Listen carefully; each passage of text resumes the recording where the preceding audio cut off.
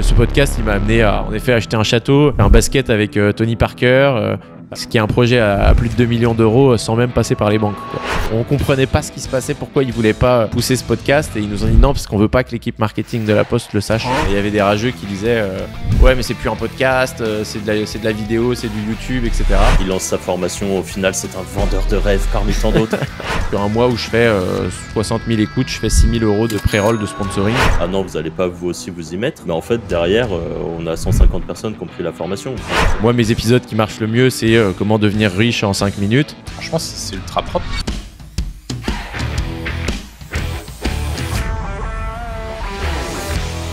Salut à tous et bienvenue dans ce nouvel épisode du Wizard Podcast. Comme d'habitude, je suis avec Arthur et Anthony et cette fois on a aussi Jérémy. Salut les gars. Salut les gars. Salut.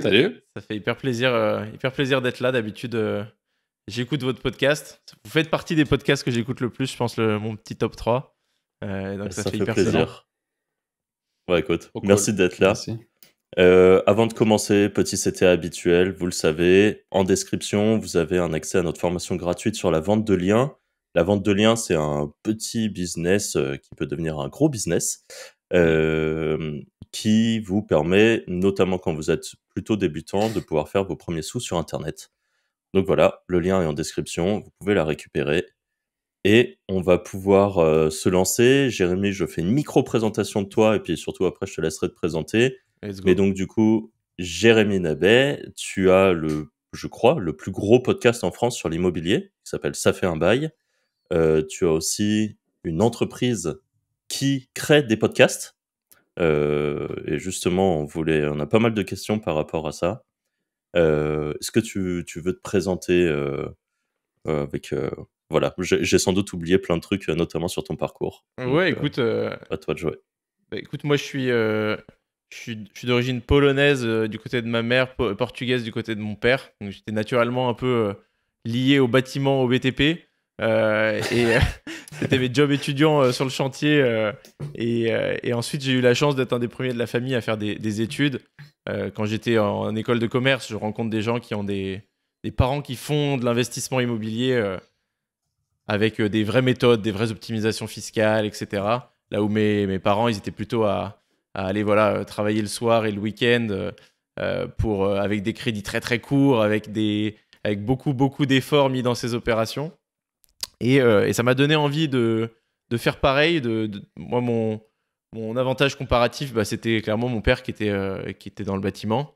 En sortant d'école, après une petite période de 2 ans où j'ai beaucoup voyagé avec mon job en tant que commercial, j'ai réinvesti une partie de cet argent et j'ai commencé à investir dans des colocations en Île-de-France. Ça a très bien marché. Les premiers chiffres, ils étaient vraiment, vraiment cool. C'est là que j'ai réalisé, un peu comme vous, avec les business en ligne, voilà, qu'il y avait moyen de gagner de l'argent de manière un peu passive ou au moins décorrélée du temps qu'on passe à travailler.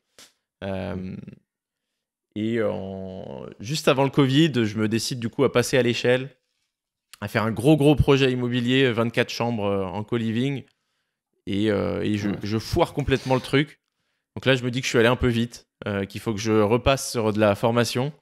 Et plutôt que de payer une formation, je me suis dit, je vais aller lancer un podcast parce qu'il y avait très peu de podcasts sur l'immobilier à l'époque. Et c'est là que naît Ça fait un bail.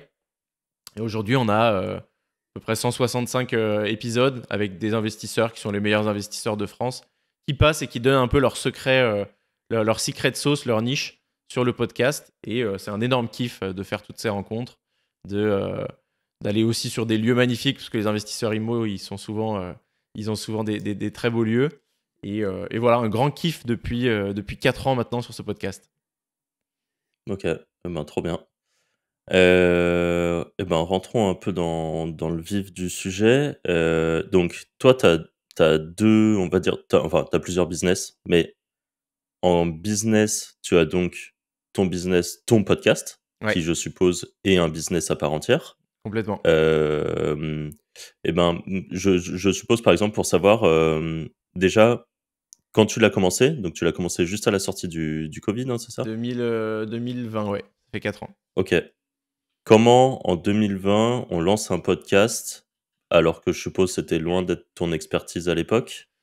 Et comment on arrive à en faire le plus gros podcast sur le sujet. Qui est quand même un sujet pourtant qui est traité depuis longtemps en fait. Ouais. Tu vois, de plein d'endroits différents, mais... Pour le coup, sur les podcasts US ou anglais, en IMO, il y avait déjà des centaines et des centaines de podcasts.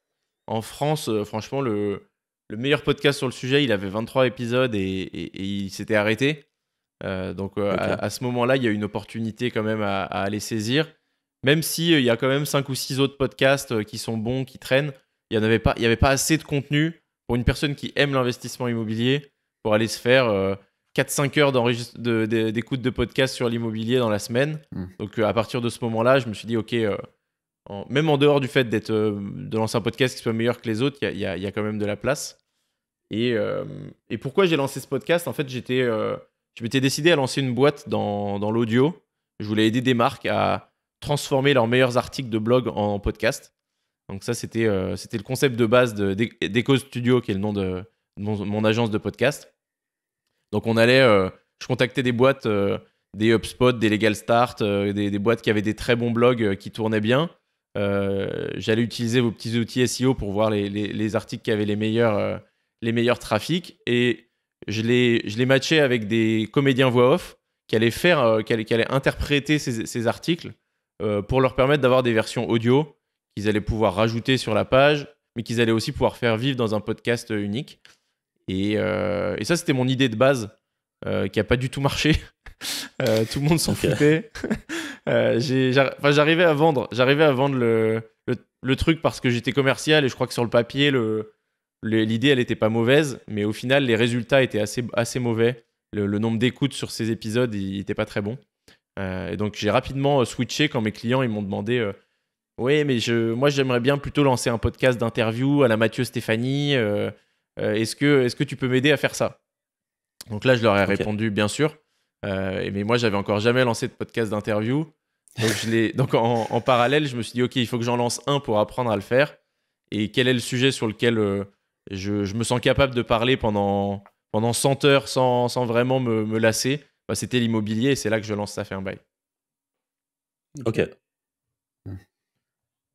Est-ce que vous êtes chaud qu'on définisse déjà le terme podcast? Parce que pourquoi est-ce que je voudrais qu'on redéfinisse ça ensemble? C'est parce que je pense qu'il y a peut-être des gens qui sont un peu bloqués. Déjà, ça a évolué. Et je sais que quand, par exemple, à l'apparition de YouTube, les podcasteurs, c'était des Cyprien, tous des mecs qui faisaient des trucs ultra montés. Et c'est la définition du... Enfin, je sais pas si trop ce qu'il en est, mais en tout cas, là, on ne parle pas du tout de ça. On parle plutôt de format long. T'es chaud de te coller à l'exercice de la définition, Jérémy, juste pour expliquer le... Ouais, carrément. Pour le coup, il y a en effet plusieurs définitions, et je pense qu'en fonction des pays ou des gens, chacun va il y a des personnes qui considèrent le podcast comme étant que de l'audio. Quand tous les podcasteurs se sont mis à faire de la vidéo, il y avait des rageux qui disaient ouais, mais c'est plus un podcast, c'est de la vidéo, c'est du YouTube, etc. Moi, en tout cas, nous les podcasts dans lesquels on s'est vraiment spécialisé avec l'agence, c'est les podcasts d'interview sur du temps long, des choses qui sont très peu montées, très authentiques, qu'on imagine, qu'on peut rapprocher peut-être plus à des talk shows, comme on voit des talk shows à la télé, notamment des talk shows américains, etc. Moi, tu vois, Arthur, j'avais pas du tout cette vision du podcast comme étant les Cypriens et les Norman, parce que a priori, je pense que ça dépend vraiment alors pourtant, je les regardais, mais ça dépend de nos cultures, de nos manières de faire. Donc oui, pour moi, un podcast, c'est vraiment un temps long, une authenticité. On cherche pas à rentrer dans les détails, dans le montage, etc. Et aujourd'hui, j'ai l'impression que c'est ça qui ressemble le plus à un podcast. Il y a un vrai switch, je trouve. Il y avait du podcast d'interviews. Aujourd'hui, il y a de plus en plus de solo podcasts aussi. Si on écoute des Théo Lyon, par exemple, qui se posent le dimanche avec sa tisane et qui balancent un épisode de 2 heures. Voilà, il y a énormément de formats différents. Et en effet, le podcast vidéo a pris énormément de place ces derniers mois. Quand je me suis lancé il y a 4 ans, c'était même pas... quasiment pas envisageable. Les gens le faisaient pas vraiment sur du format long. Et maintenant, c'est devenu presque indispensable pour aller percer et trouver son audience. Ouais, c'est ce que j'allais te demander. Vas-y, Arthur.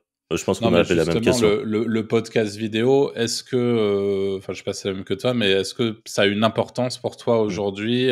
Comment est-ce que tu t'as parlé du fait les puristes qui sont très focalisés sur les podcasts audio, donc sur peut-être uniquement des podcasts présents sur les plateformes d'écoute, les Apple Podcasts, Spotify, voilà, toute la clique des plateformes d'écoute. Est-ce que pour toi aujourd'hui, pour quelqu'un qui voudrait par exemple lancer un podcast, c'est important d'avoir cette espèce de double stratégie qui à la fois d'être en effet sur les plateformes d'écoute, parce que je pense que c'est quand même la base pour un podcast, mais aussi d'être présent sur YouTube? Ouais, pas forcément. Il y a clairement... faut quand même profiter de cet avantage du podcast pour des personnes qui n'ont pas envie de montrer leur tête, par exemple, sur les réseaux. Il faut quand même savoir que c'est possible. On peut lancer un podcast sans montrer sa tête. Et d'ailleurs, il y a beaucoup de podcasts qui se lancent pendant 1 an, 2 ans, sans vraiment faire de vidéos. Nous, ce qu'on conseille, parce qu'on accompagne aussi, on a une formation sur le lancement de podcasts pour aider des gens vraiment à aller développer leur business grâce à un podcast. Et ce qu'on leur conseille, c'est de filmer quoi qu'il arrive, mais pas forcément d'utiliser les rushs au début, parce que ça demande beaucoup plus de prod, beaucoup plus de temps de prod d'aller traiter de la vidéo. Donc ce qu'on leur dit, c'est voilà, tu fais ton épisode audio, tu es à l'aise. Si tu as lancé un podcast et pas une chaîne YouTube, c'est peut-être parce que justement, tu te sens plus à l'aise à l'audio que face cam. Par contre, tu filmes et un jour, tu verras que ces rushs, ils auront de l'importance. Tu pourras les réutiliser pour faire des extraits sur les réseaux et aller te chercher un peu ta nouvelle, aller te débloquer un palier. Parce que tu commences avec le podcast, la croissance, elle est longue. Je pense que vous l'avez vu sur le podcast. C'est vraiment une courbe qui monte en exponentielle, mais au début, c'est bien plat. Et pour le coup, voilà, tu peux te lancer complètement en audio. Il ne faut pas oublier qu'à un moment, si tu veux aller chercher de l'audience d'Instagram, de YouTube, il va falloir lancer la vidéo. Et c'est des audiences qui sont bien plus grandes que sur le podcast. On a quand même, je crois que c'est 13 ou 14 millions de Français qui écoutent du podcast de manière mensuelle. Mais sur YouTube, ça doit être au moins 2 fois supérieur, quoi. Ah ouais. Ok, tu vois, je pensais pas qu'il y avait autant de personnes qui écoutaient des podcasts. Mais c'est vrai qu'après, il y a des podcasts dans toutes les thématiques. Tu as même des podcasts un peu. Je crois que c'est Slate, non, encore, qui fait plein de types de podcasts. Ouais, les plus gros podcasts de France, en fait, c'est pas des podcasts natifs, c'est des replays de radio. Tu vas avoir les grosses têtes de Laurent Ruquier, tu vas avoir l'Afterfoot. Et ça, c'est des podcasts qui font plusieurs millions d'écoutes par mois. Et après, tu as des top podcasts natifs, type Bliss Story sur la maternité, type Génération Do It Yourself sur le business. Et après, tu as peut-être la catégorie podcast YouTube, qui est un peu catégorisée différemment parce que ce n'est pas les mêmes outils qui vont référencer les nombres d'écoutes avec des sans permission, du Omi Denzel, etc. Mais bon, on pourrait parler des écoutes et comment elles sont comptabilisées, parce que voilà, elles sont pas du tout comptabilisées pareil sur YouTube et sur les plateformes de podcast, quoi.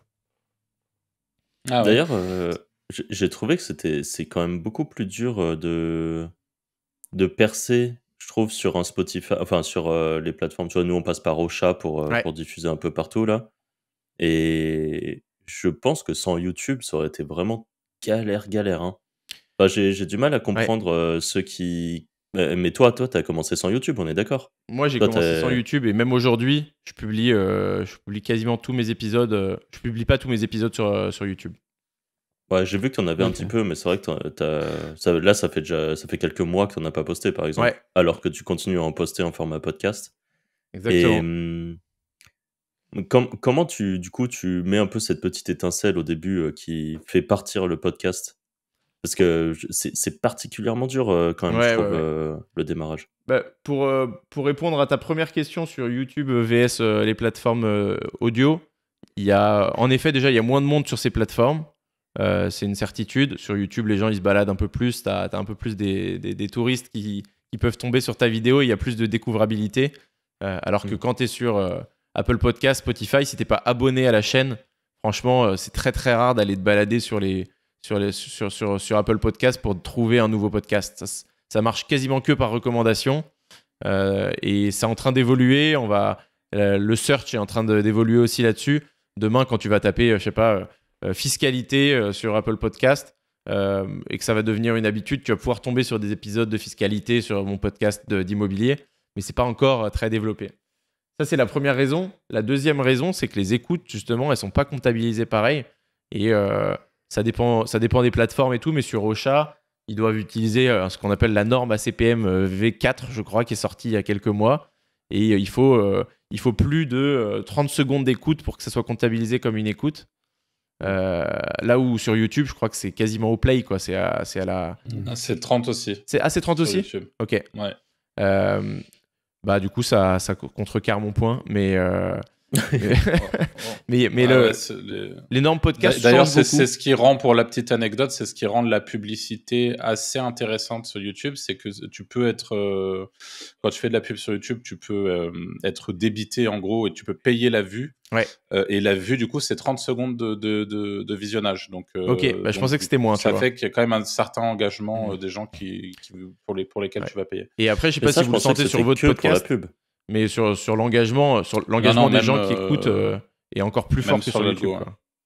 Ouais. Après, je peux me planter si jamais il y en a qui ont l'info inverse, n'hésitez pas. Mais pour moi, c'est même sur que ça soit pub ou algo classique, c'est le cas. Mais en fait, quand parfois je publie sur les deux plateformes, je vois des grosses différences. Il y a certaines plateformes qui vont capter les vues YouTube. Et on voit des différences, donc voilà, à voir, à vérifier sur ce point-là. Et pour répondre à ta deuxième question, Franck, l'étincelle, si on parle vraiment d'un particulier qui lance un podcast et qui veut le faire découvrir, qui n'a pas un budget en promotion, etc., nous, le premier conseil qu'on donne, il va être tout con. Et c'est pas... tout le monde le fait pas, c'est vraiment d'en parler autour de soi et d'envoyer un message à tout le monde. C'est fou, parce que je sais pas à quel point... Je sais pas si vous vous rendez compte, mais quand on accompagne des gens, ils vont payer 1500 € pour faire une formation pour lancer le podcast. Quand je leur demande, à votre avis, c'est quoi la manière la plus simple de faire découvrir votre podcast ? Bon, ils vont me parler de pubs, de posts sur les réseaux, etc. Je leur dis non, c'est d'aller prendre votre répertoire et votre boîte mail et d'envoyer un message à toutes les personnes que vous connaissez pour leur dire d'aller écouter votre podcast. Et là, tu as 80% des gens qui me disent « Ah non, mais je vais pas faire ça ». Tu dis comment ça tu vas pas faire ça? Si tu lances un podcast, c'est clairement pour qu'il soit écouté. Et en fait, vu que les gens se livrent beaucoup dans un podcast, rentrent dans les détails, partagent leurs anecdotes, etc., ils ont souvent un peu peur de le partager. Et donc je pense que la première marche que tu vas chercher, c'est vraiment avec ton cercle numéro 1. Et ensuite la deuxième étincelle, si tu veux vraiment aller toucher du monde, c'est d'aller capter des audiences un peu similaires. Donc si tu as déjà un podcast sur cette niche-là, tu croises deux choses. Si on reste sur l'immobilier, tu trouves un autre podcast sur l'immobilier. Tu as des gens qui écoutent des podcasts et qui aiment l'immobilier. Donc, c'est ces personnes-là qu'il faut aller toucher. Donc, aller faire des épisodes en collab avec ce podcasteur. Aller, pourquoi pas, envoyer du MP automatique à ses followers sur Instagram ou sur LinkedIn. Si tu as du budget en promo, par exemple, on lance aussi des podcasts pour des marques. Là, ça va plutôt être d'aller... faire ce qu'on appelle des cross-pods, aller proposer à cette marque qu'elle fasse la promotion de ton nouveau podcast, voire même qu'elle inclue dans son flux RSS un épisode de ton podcast. Et ça marche très très fort. Là, en septembre, par exemple, je vais faire la promo d'un podcast pour une très très grosse boîte d'immobilier, la plus grosse en France peut-être. Et je suis payé 60 centimes l'écoute, je crois. Sur cet épisode qui va être présent sur mon feed. Ok, donc quand tu dis présent sur ton feed, ça veut dire que tu vas l'upload toi sur ta chaîne, mais c'est leur podcast à eux. Ça va se faire en auto. Ça va se faire en automatique via mon hébergeur qui s'appelle AudioMins, qui le permet depuis quelques mois. Et en fait, il va y avoir un épisode de leur podcast qui se lance, qui va apparaître sur le feed. Moi, j'ai un pré-roll qui dit vous êtes sur Ça fait un bail, mais je vous fais découvrir un podcast qui est lancé par machin. Et ça à 60 centimes l'écoute. Moi, je fais 50 000 à 60 000 écoutes par mois. Ça peut représenter des beaux billets en plus, quoi. Ouais, clairement, ouais. Quand on connaît les coûts pour 1000 écoutes sur YouTube, on est très très loin. Très très loin de ces chiffres-là, quoi. En effet. Anto, t'as des questions Ouais, orientées est-ce podcast qu'il y a des programmes de monétisation autres que ce que tu viens de citer, par exemple sur Spotify, de la pub en natif qui te rémunère, ou de Deezer, ou je sais pas, toutes ces autres plateformes? Ouais, il y a des régies qui existent comme sur YouTube. Tu as une régie Spotify qui s'appelait Megaphone, aujourd'hui qui s'appelle Spotify for Podcaster, qui va te proposer de pousser des marques en pré-roll principalement sur ton épisode. C'est assez mal payé, franchement. Ok. T'es sur un CPM à, je dirais, peut-être 10 balles. Tu vas avoir une marque de voiture sur un podcast d'immobilier. Moi, je trouve que ça n'a pas trop de sens. Pour le moment, il n'y a pas beaucoup de podcasteurs qui vivent vraiment de ça, sauf des podcasts très, très grand public. Je pense à Transfert, par exemple, ou des podcasts qui font des histoires d'horreur, des trucs comme ça, très, très grand public. Ça, c'est vraiment tout en bas de la partie monétisation. Ensuite, la manière dont monétisent la plupart des podcasteurs, c'est avec des sponsoring, des partenaires qui vont aller signer et qui vont placer en pré-roll de leur podcast, mais eux-mêmes avec ce qu'on appelle un host thread. C'est moi qui vais aller pousser une marque. Donc moi, c'est comme ça que j'ai gagné mes premiers euros avec le podcast. Aujourd'hui, quand on aide des gens à lancer leur podcast, on les aide même à trouver un partenaire avant même le lancement de leur podcast. C'était le cas, par exemple, de mon associé qui a lancé un podcast sur l'écologie. Ses 5 premiers épisodes, ils étaient déjà sponsorisés à 300 euros l'épisode avec une marque qui s'est associée. Et ensuite, une fois que tu as des écoutes, tu peux aller pousser des CPM entre 60 et 120, 130 euros. Donc, typiquement, sur mon podcast, sur un mois où je fais 60 000 écoutes, je fais 6 000 euros de pré-roll, de sponsoring. Et ça, j'ai pas perdu une écoute depuis l'année dernière. Je suis vraiment 100% rempli. Donc ça, c'est vraiment la monétisation numéro 1 sur le podcast, c'est d'aller signer des partenaires et de se les mettre en pré-roll, quoi. Et tu vois, ces chiffres-là, en tout cas, nous, à notre échelle, nous, sur, par exemple, le Wizard Podcast, je trouve ça assez mal payé. Dans le sens où, je sais pas, on doit faire là, actuellement, je sais pas, on fait quoi? On fait 4000 écoutes en moyenne par podcast? Ouais, on va dire ça. On va dire 4000 quand on ajoute donc et le Ocha et YouTube. Donc si on était à quoi, ne serait-ce même à 100 euros par truc, ça ferait 400 euros de sponsoring. Et en fait, quand on voit en affiliation ce que ça nous permet de faire, ou même si, entre guillemets, on auto-sponsorise en faisant plutôt 20 secondes de présentation de notre formation, la Wizard Academy, blablabla, suffit qu'on fasse une vente et on fait beaucoup plus qu'un sponsoring dans lequel où je me rends pas compte si ça saoule les gens ou si juste tu sais, c'est 20 secondes où ils sont moins focus, ou peut-être qu'ils sont focus d'ailleurs et qu'ils entendent très bien la publicité. Mais je sais pas, en tout cas, nous, on a un peu cette impression que là, honnêtement, c'est même pas qu'une impression. C'est en effet avec les CPM que tu annonces là, c'est info sûr, on serait absolument pas rentable à faire de la pré-roll.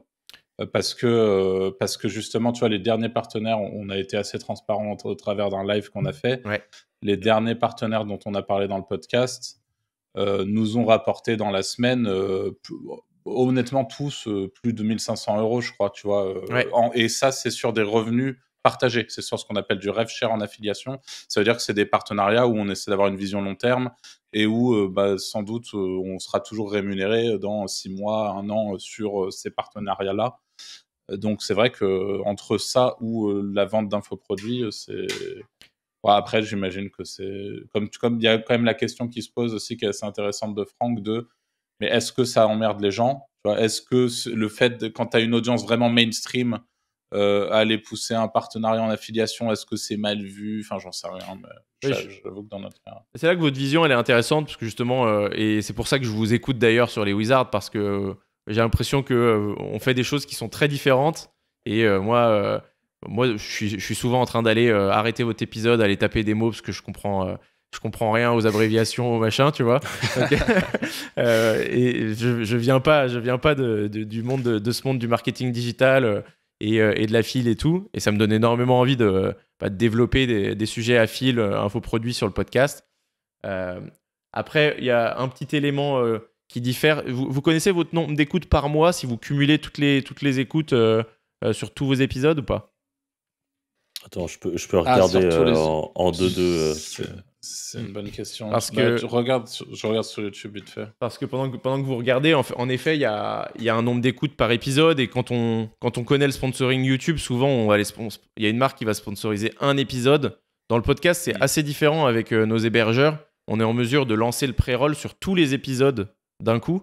Donc moi, quand je lance un pré-roll, je sponsorise aussi mon épisode 1, 2, 3, 4, 5. Et ça crée quand même un cumul qui est intéressant. C'est comme ça que j'atteins 50 ou 60 000 écoutes.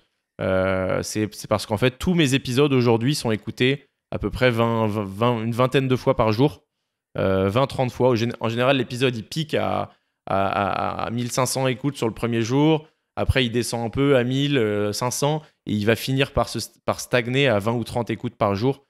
Mais pour toujours, j'ai l'impression, tu vois, c'est evergreen, tous mes épisodes. En SEO podcast, en gros. C'est un peu du SEO podcast, ouais. Et ça crée un cumul qui est intéressant. Si tu continues à produire et que tu développes une croissance, premièrement, c'est pas de l'info, c'est complètement passif. Et deuxièmement, ça peut se cumuler quand même. Donc, il y a un petit effet, comme vous parliez du rev share lifetime, il y a quand même ce petit effet-là. Maintenant, je suis d'accord.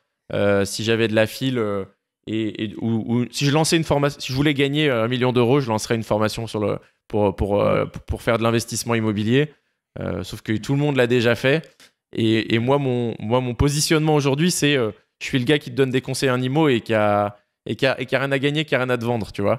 C'est ça. Je pense que ça rejoint un peu le truc. Je pense que ça te sert et ça pourrait te desservir et desservir l'image de ton podcast. Surtout, après, ça dépend des audiences. Nous, tu vois, depuis le début, on a quand même un axe très assumé de on est là pour faire de l'oseille, on vous parle de make money. Évidemment qu'on va pas vous brosser dans le sens du poil, t'inquiète pas, on n'a rien à te vendre. Enfin, tu vois. Mais je comprends que sur une audience, tu vois, sur certaines audiences, typiquement, demain, Anto a envie de lancer une audience, un nouveau podcast de son côté sur. Il aime bien tout ce qui est on va dire jardinage, même si c'est travaux, jardinage, tu vois, tout ce qui est do it yourself dans son jardin, machin. C'est clair que si tu te mets dès le début à annoncer ouais mais moi je vous vends une formation, enfin tu vois, ça passe moins, quoi. Je veux dire, ça, je pense que ça dépend des podcasts, des audiences, des trucs. Complètement. Regarde au début. En IMO, il y a eu beaucoup de formateurs qui ont fait n'importe quoi déjà et qui ont donné un peu une mauvaise image de ça. Maintenant, c'est peut-être des blocages perso aussi, hein. Il y a toutes les semaines, il y a des gens qui me demandent une formation IMO et je pourrais tout à fait la lancer. Mais je sais pas, j'aime ce modèle-là. J'aime le modèle d'Affil aussi. Demain, j'aimerais bien avoir une grosse toolbox de tous les meilleurs outils qu'on peut utiliser en IMO et de pouvoir les pousser. Je le fais déjà un petit peu, hein. Typiquement avec mon comptable avec qui je bosse bien. La première fois que j'ai bossé avec lui, je lui ai fait une story. Et il a pris 112 rendez-vous. Il y a eu 112 prises de rendez-vous sur son Calendly. Et il me filait, et j'avais très mal négocié, il me filait 100 balles par nouveau client, tu vois. Ouais, en effet. Et il y a quasiment la moitié qui a converti. Donc voilà, là, quand c'est tombé, j'étais heureux, tu vois. Mais voilà, il y a encore plein de choses à aller améliorer là-dessus. Et puis c'est aussi pour ça qu'on fait cet épisode. Je vais prendre vos tips.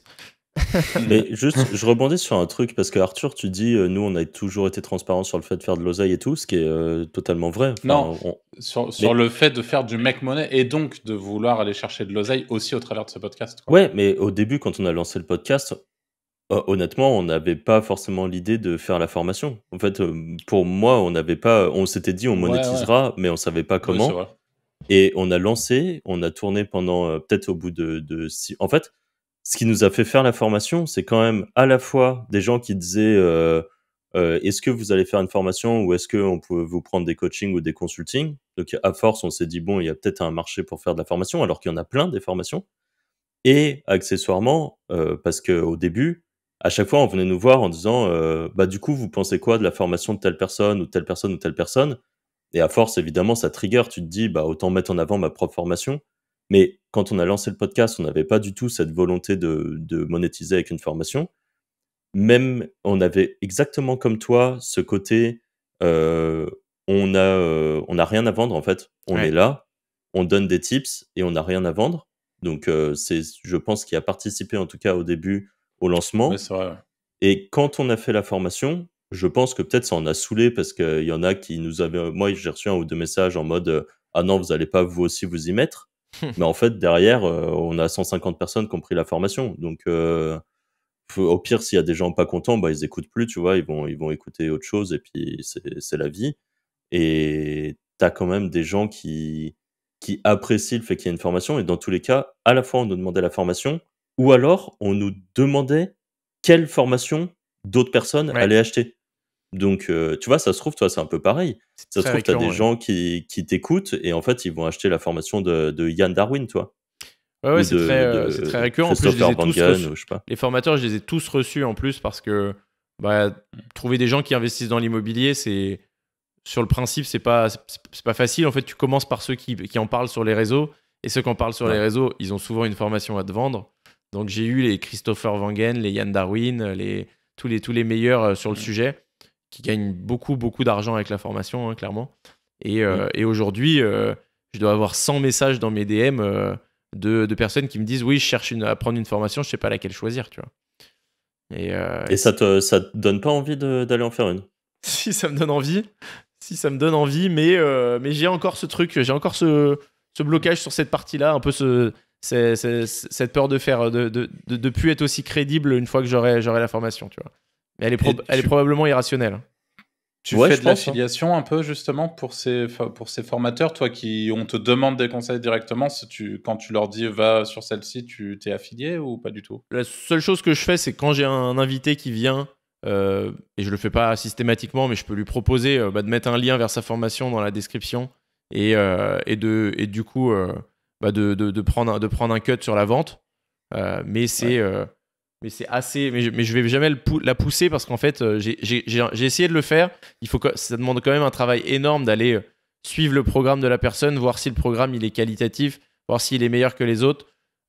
Moi, en effet, je me rêverais bien en gros comparateur des formations IMO et de me dire, vas-y, en fait, il y a la top formation sur le marchand de biens, c'est ça. La top formation sur la colocation, c'est ça. La top formation sur la fiscalité, c'est ça. Et d'aller ensuite pouvoir faire de la file là-dessus. Cette position-là, elle me plaît plus que de devenir formateur en tant que tel. Maintenant, oui, Franck, t'as raison. Hein, moi, j'ai vu des podcasts qui étaient 10 fois plus petits que le mien sur l'immobilier avec une fille qui faisait un lancement à 50 000 euros le premier mois, quoi. C'est ce que j'allais dire, parce qu'en fait, c'est au pire, enfin, mais encore une fois, c'est peut-être notre vision du truc, mais au pire, tu vas saouler 10% des gens, t'en as peut-être même 20% qui vont se dire ah, le connard, il est comme tout le monde, lui aussi, il lance sa formation, au final, c'est un vendeur de rêve parmi tant d'autres. Tu vois, on connaît la boucle. Mais si derrière, ça te fait prendre 200K sur un lancement et qu'en plus de ça, tu as ton propre produit et que chaque année, tu vends, tu me rajoutes que ton podcast te rapporte, je sais pas moi, 100 000 balles de plus, bah, c'est quand même pas négligeable, quoi. Ouais. Il y avait aussi une histoire de légitimité. Vous êtes dans l'affiliation depuis très longtemps et vous avez gagné beaucoup d'argent avec. Moi, quand je me suis lancé sur mon podcast IMO, j'avais un appartement. Et du coup, Ouais. je me suis positionné en apprenant. Ouais, t'as fait un build-in public au final. Exactement. Et maintenant, du coup, j'en ai racheté. J'ai acheté un château avec mes auditeurs, avec les auditeurs du podcast. Et ce château, et c'est vraiment ma légitimité qui peut me permettre aujourd'hui de lancer des formations. Et du coup, je ne fais pas du tout une croix sur ce truc-là aujourd'hui. Mais il a fallu un peu ce temps-là de montrer que j'ai souvent dit, tu vois, les formateurs qui ont 2 appartes et qui vous vendent des formations, faites attention, tu vois. Donc c'était difficile de ensuite me positionner en tant que formateur. Mais ça, par contre, ouais, je suis d'accord. Ce château-là, il me donne cette légitimité parce qu'il y a assez peu de personnes qui l'ont fait et ça me permet j'ai développé plein de compétences à partir de ça et ça permettrait de lancer un infoproduit qui cartonnerait. Ouais.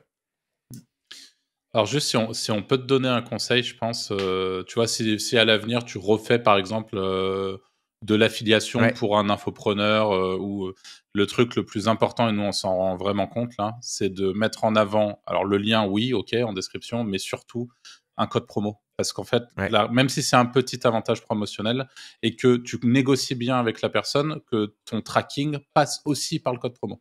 Ça, c'est game changer. Nous, pour info, on a, je pense... au moins 50% des ventes liées au partenariat qu'on fait. Au moins. Qui passent par le code promo, et des gens qui bypassent le lien ou qui juste vont pas penser à aller dessus. Enfin, tu vois. Et donc, vraiment, cette notion de code promo, surtout sur de l'audio, surtout sur du podcast, c'est méga important. Ouais, complètement. C'est vrai que les liens en podcast, en description, ils sont pas toujours cliquables en fonction des plateformes, ça change. Les gens, ils sont en train de courir, en train de faire... ils ont les mains en train de faire la vaisselle, ils sont pas trop là à les cliquer, il faut qu'ils se souviennent du truc, quoi. C'est pour ça que c'est pas simple la file de podcast, je trouve. Tu vois, quand tu fais de la file sur un site internet, comme vous avez l'habitude de le faire, bon, bah, voilà, t'es face au truc, il y a un gros bouton rouge, tu cliques et t'y vas. Là, le podcast, par définition, t'es en train de faire un autre truc, quoi. T'es pas en train de... Ouais, carrément. Et c'est plus difficile, même si c'est génial, parce que je pense qu'il n'y a aucun médium qui est autant justement dans la recommandation, dans l'authenticité. Quand on parle sur nos plateformes, moi j'ai l'impression de parler à 50 000 copains qui m'écoutent parce qu'ils ont envie d'investir dans l'immobilier. Et c'est ça que ça crée chez les personnes, quoi. Et est-ce que tu récoltes un peu du mail ou pas du tout ? Je l'ai fait un petit peu, mais je suis pas assez sur une newsletter. Je dois avoir 2-3 000 mails, mais pareil, ça c'est un truc que je pourrais avoir mon petit infoproduit gratuit aussi sur l'immobilier qui me permettrait d'en avoir 10 fois ou 100 fois plus, quoi.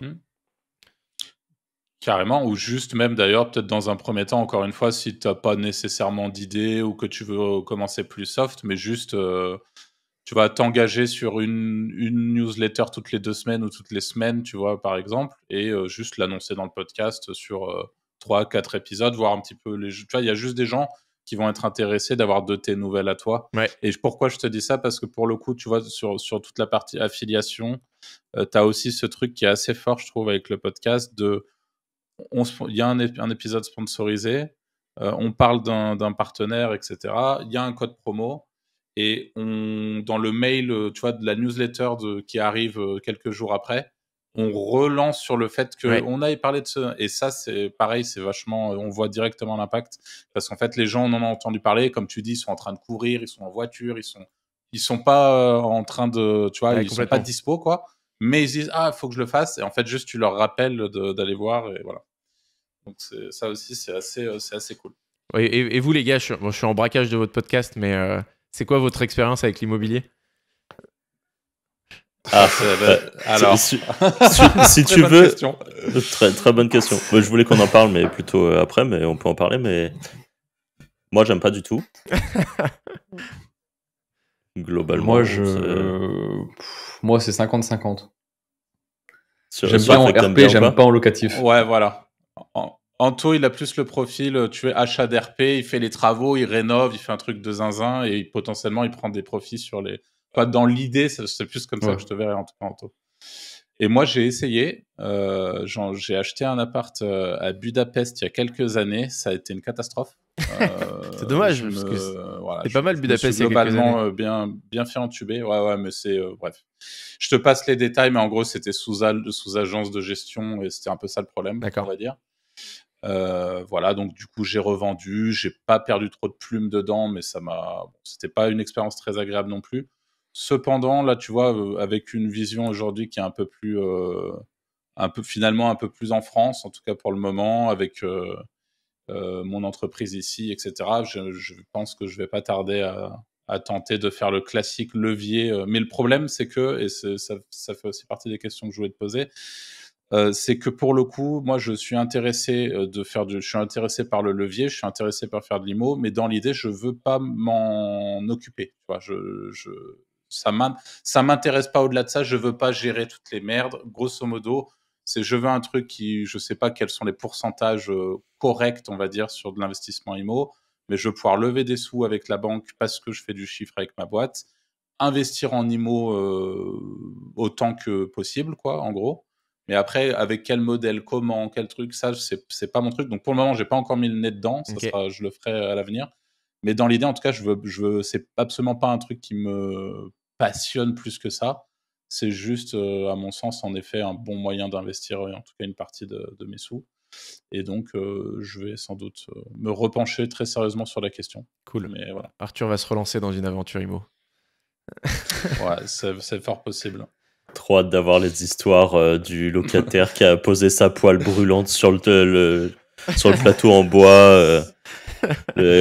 On connaît tous ces trucs-là. Dégâts des eaux et tout. Les gens qui payent pas leur loyer, tout ça, qui payent au compte-gouttes ce qu'ils ont envie, tu vois. Ils ont changé une ampoule, ils te la déduisent du loyer, parce que bon, c'est normal, tu vois. Non, franchement, c'est cool. Hein. C'est cool.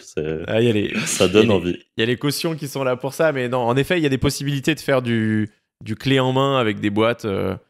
Comme mon associé sur le château, il a une boîte qui s'appelle Bivouac, et il accompagne... il fait 30 ou 40 projets par mois avec justement des personnes qui veulent pas du tout s'en occuper. Lui, il prend son cut là-dessus. Et là, tu peux être sur des rentards entre 5 et 10% en fonction des villes que tu choisis. Mais bon, si tu calcules ton TRI à la fin avec l'argent que tu as levé à la banque et tout, l'immobilier reste un très très bon investissement quasi systématiquement.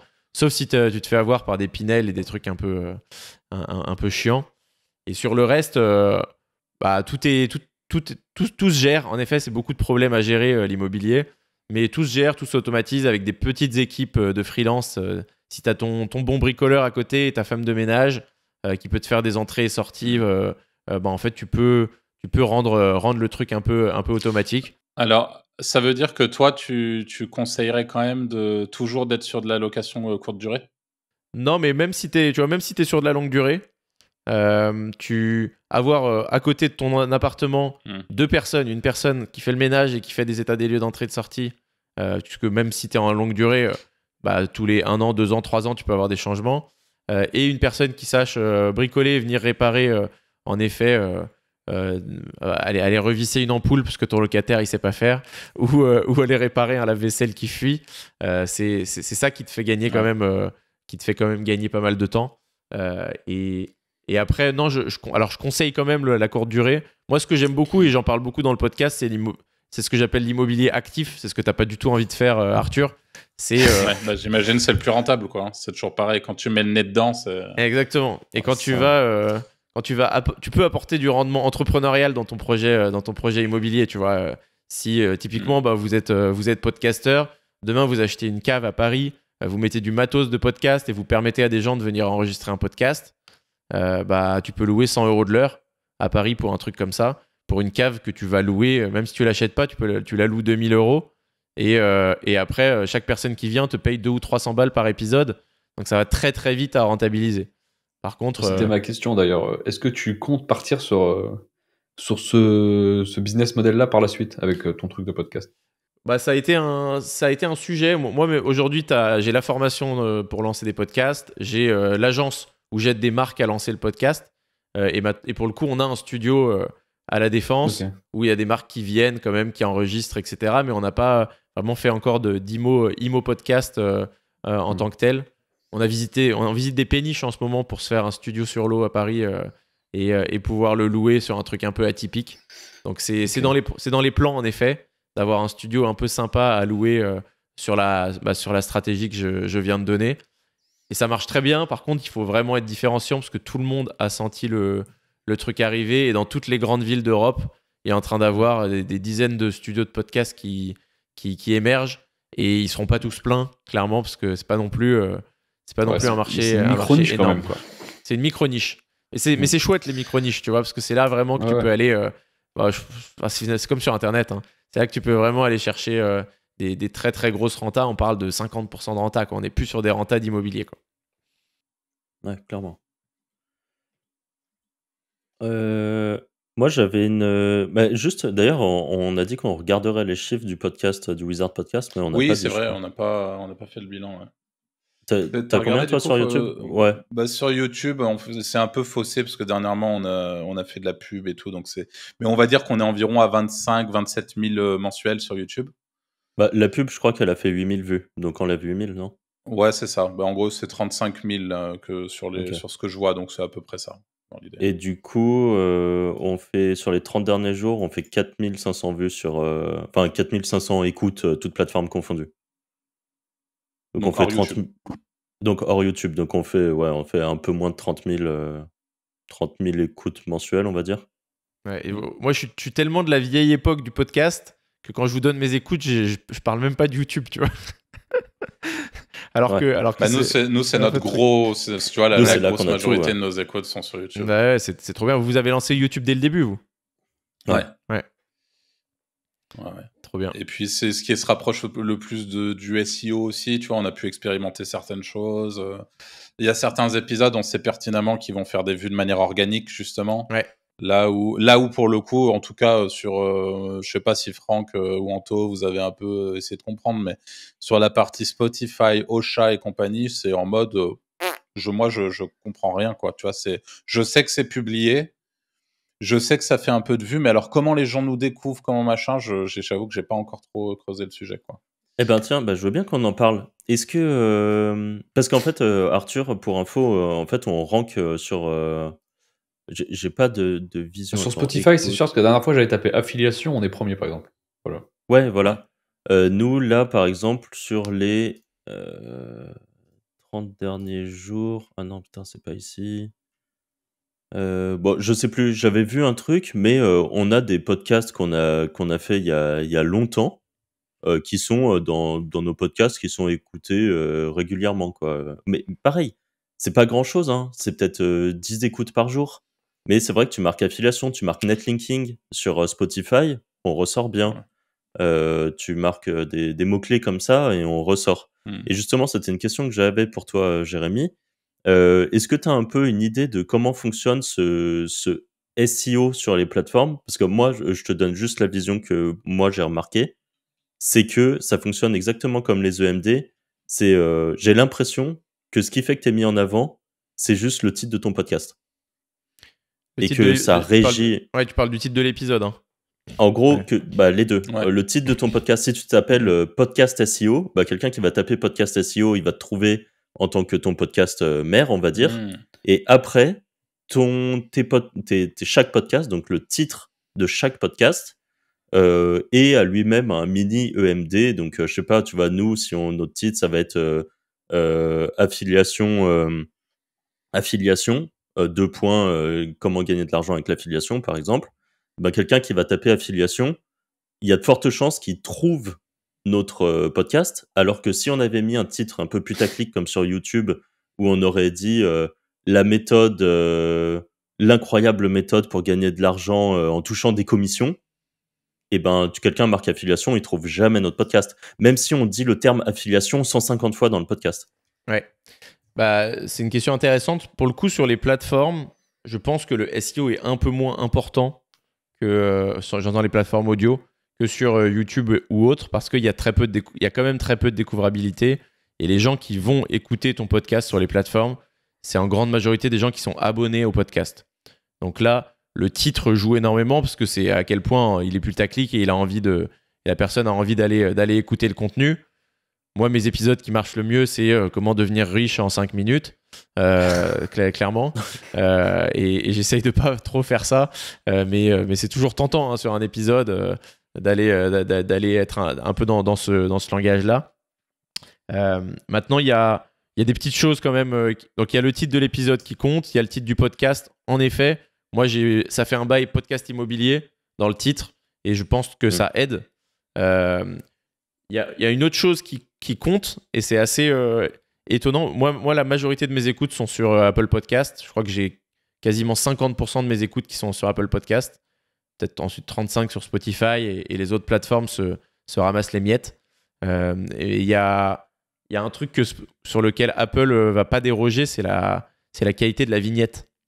En fait, ils veulent que les gens qui arrivent sur Apple Podcast, ils aient un truc joli face à eux. Et on a constaté avec certains clients ou avec certains participants qui n'avaient pas investi un petit peu d'argent, même 50 € sur un designer, et qui avaient mis vraiment une vignette un peu pourrie, que leur podcast il était déclassé. Et je pense que voilà, c'est un petit conseil un peu insight, tu vois, parce que sinon le reste, en effet, ça fonctionne un peu comme les EMD, comme YouTube, etc. Mais tu vois, la vignette de podcast, je m'y attendais pas. Moi, elle a été moche pendant très longtemps. Et nous, on n'en a pas. Il faut en avoir une. Il faut en avoir une. Et en plus qu'elle soit belle, il y a un formulaire que tu peux remplir sur Apple Podcast pour leur demander de te mettre à la une. Et ça, tu peux le remplir. Je connais des podcasteurs qui le font tous les 4 matins. Moi, je le fais quand même très rare. Je crois que je l'ai fait 1 ou 2 fois et c'est quand j'avais mon ancienne vignette, donc je ne sais pas passer. Mais ça a son importance aussi. Il y a vraiment un choix éditorial de la plateforme pour pousser certains podcasts en fonction de l'actualité, en fonction de la beauté de la vignette, en fonction du titre, etc.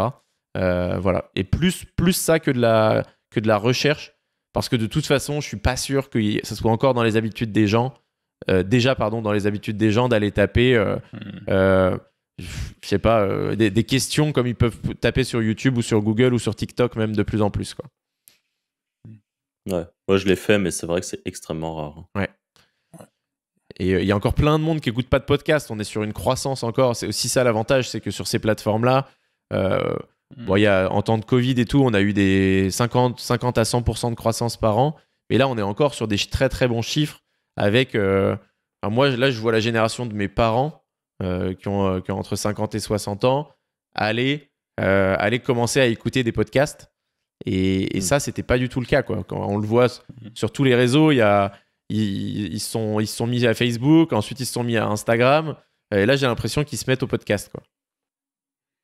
Ok. Ouais, est-ce que pour toi, il y a une différence? Parce que tu vois, là, typiquement, j'étais en vacances pendant 1 semaine et du coup, j'ai un petit peu écouté des podcasts plus sur Spotify que sur YouTube, même si en réalité, moi, ça change rien. Tu sais, avec YouTube Premium, tu les écoutes un peu de la même manière. Et j'ai remarqué qu'il n'y avait pas du tout la même approche pour les podcasts sur Spotify.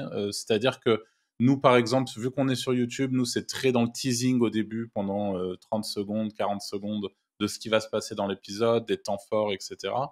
Là où j'étais assez surpris d'ailleurs, sur Spotify, putain, souvent, tu as 1 minute 30 de présentation. Nous sommes, avec une petite musique, nous sommes le podcast de machin et on fait ci, là. Et ça explique de tout ce dont parle le podcast et limite la vie du podcasteur vite fait, tu vois. Et à chaque épisode, tu te retapes les 1 minute 30 où ça t'explique, oui, donc je fais ci.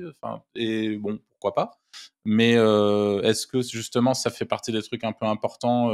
Est-ce que tu préconises justement à tes clients sur la création d'un podcast? Comment... Ouais, c'est un très bon point. Moi, je comprends pas pourquoi il y a encore des ça me rassure. de 2 minutes, toujours le même, qui doivent être skippés par 99% des gens. Ah ouais. Donc non, en général, mes clients, je leur conseille de rentrer dans le vif du sujet le plus rapidement possible. Après, j'ai 2 types de clients. Quand c'est un entrepreneur qui lance un podcast pour développer son business, bon bah oui, je lui conseille de faire comme moi. Moi, je suis clairement... j'ai ma petite musique qui démarre, mais en fait, j'ai pas d'intro. Et il y a la petite musique qui dure 30 secondes au début. Et je suis déjà en train de teaser dès le début sur l'épisode. Maintenant, quand je lance des podcasts de marque, c'est un petit peu différent. Parce qu'en fait, le podcast, pour une marque, il a pas forcément pour objectif d'aller faire le maximum de vues, en fait. C'est un peu c'est plutôt pour améliorer leur image de marque. C'est important pour leur marque employeur. C'est des liens qu'ils vont ensuite réutiliser eux dans des communications. Il y en a qui le lancent quasiment comme un podcast interne aussi. Tu vois, quand on lance des podcasts pour GDF ou pour La Poste, il y a déjà tellement de monde en interne qu'ils n'ont même pas forcément besoin que ça soit écouté en fait par les gens. C'est même un peu fou, hein, tu vois. On avait participé à un appel d'offres pour La Poste, pour leur équipe newsletter qui voulait lancer un podcast, et on est arrivé jusqu'à la fin. Et à la fin, on commençait à parler de la promotion et on voyait un blocage. On comprenait pas ce qui se passait, pourquoi ils voulaient pas pousser ce podcast, et ils nous ont dit non parce qu'on veut pas que l'équipe marketing de La Poste le sache qu'on lance un podcast. Oh, moi ça m'attriste d'entendre des choses comme ça.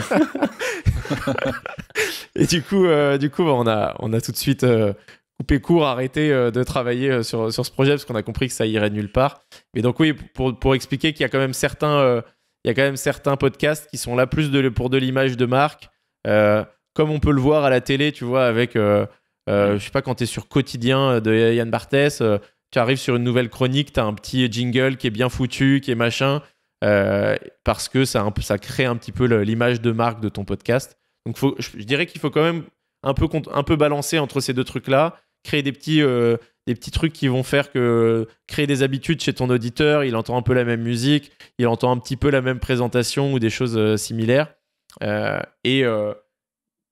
Voilà, après, il y en a d'autres comme moi qui ont quasiment tout viré pour rentrer dans le vif du sujet.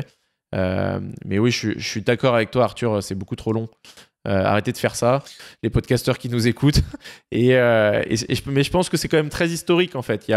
On est sur un truc du podcast où le podcast, c'est le gentil monde des gens qui ont rien à vendre et qui cherchent pas forcément à se faire écouter. C'est si vous voulez, on marche que au bouche à oreille, etc. Et là, ça va se développer complètement différemment avec YouTube qui se lance ça fort sur le podcast, qui est en train de kill Google Podcast. Je pense que vous avez peut-être vu la news passer. Là, Google est en train de tuer Google. Enfin, ils ont tué Google Podcast et je crois que c'est terminé déjà. Pour l'intégrer à YouTube. Pour l'intégrer à YouTube. Et là, ça va devenir un peu plus, je pense, agressif. Okay. Ah, ça va être bien, parce que c'est vrai que c'est un peu un monde de hippies, là, les podcasts, quand même. Hein. Ouais, je suis d'accord avec toi.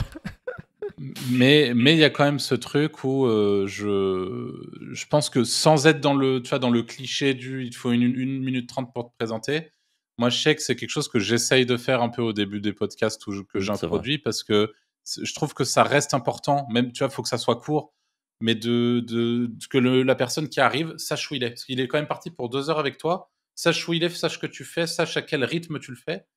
Et je trouve que ça a quand même son importance, mais c'est sûr qu'il faut quand même trouver le juste milieu et la bonne manière de l'amener, quoi. Ouais, je suis tombé dans le mauvais penchant, moi, où tu vois, j'oublie quasiment tout le temps de me présenter au début. Mais en fait, je pense que la bonne méthode, c'est quand même de dire bonjour, bienvenue sur Ça fait un bail, le podcast pour lancer votre projet immobilier.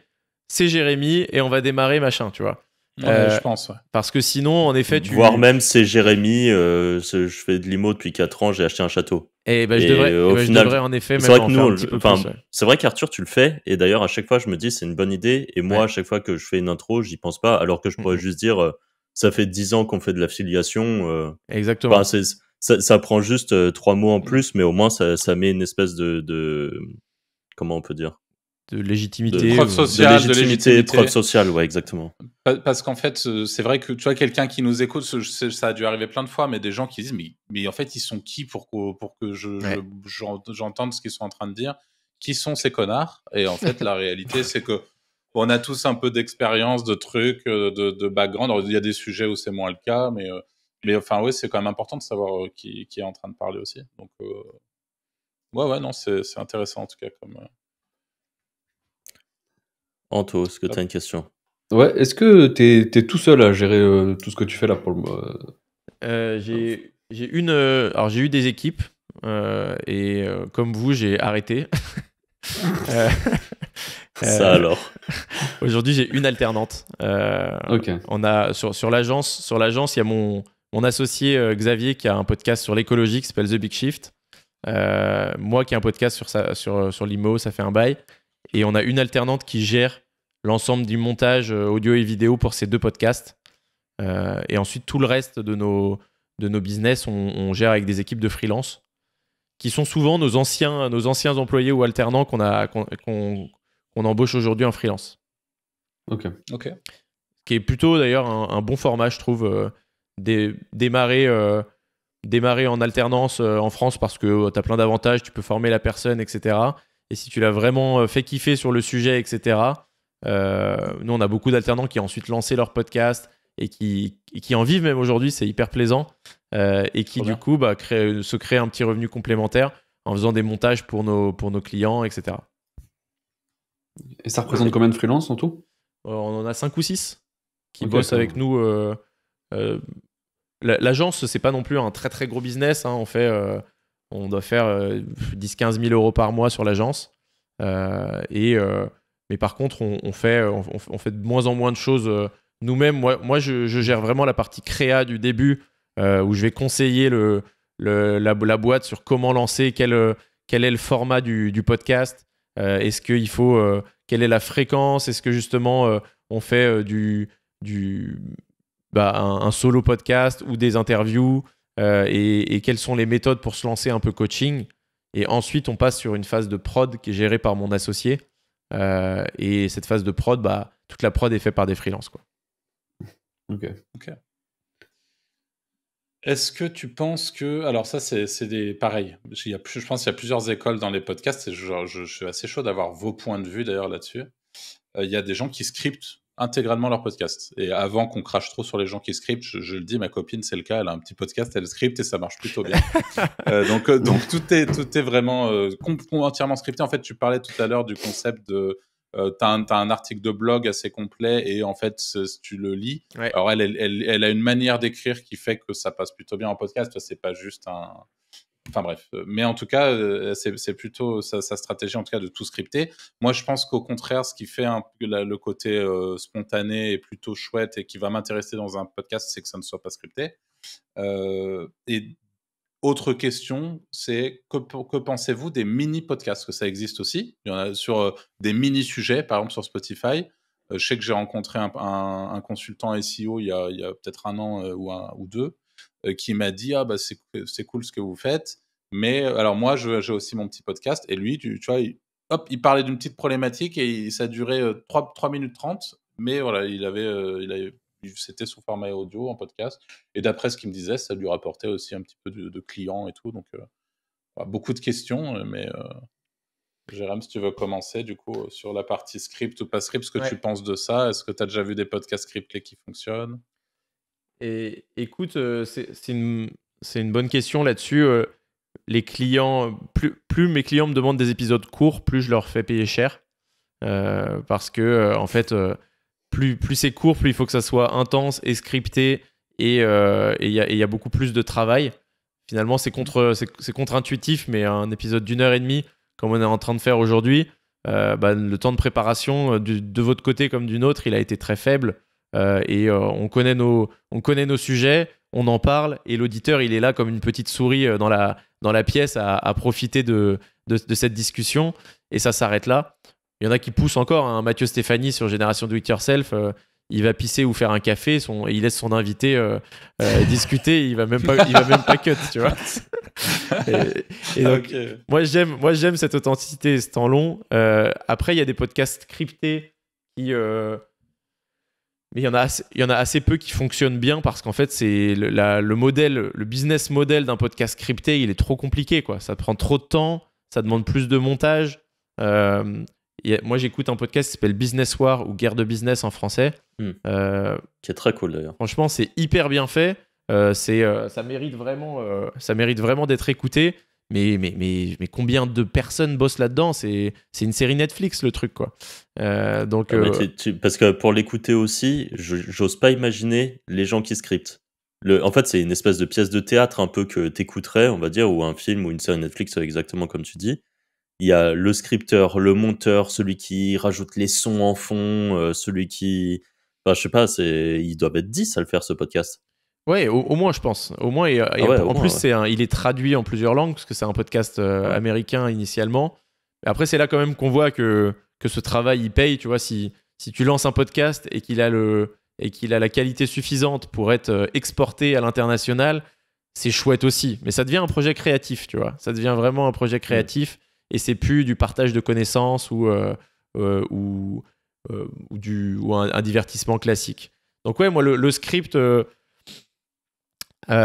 pour le coup, il y a des gens qui arrivent à bien scripter rapidement, et ça reste quand même de l'expérience. Et ta copine Arthur, peut-être qu'une fois qu'elle a fait 10, 15, 20 épisodes, elle va le faire beaucoup plus rapidement et ça va devenir intéressant. Mais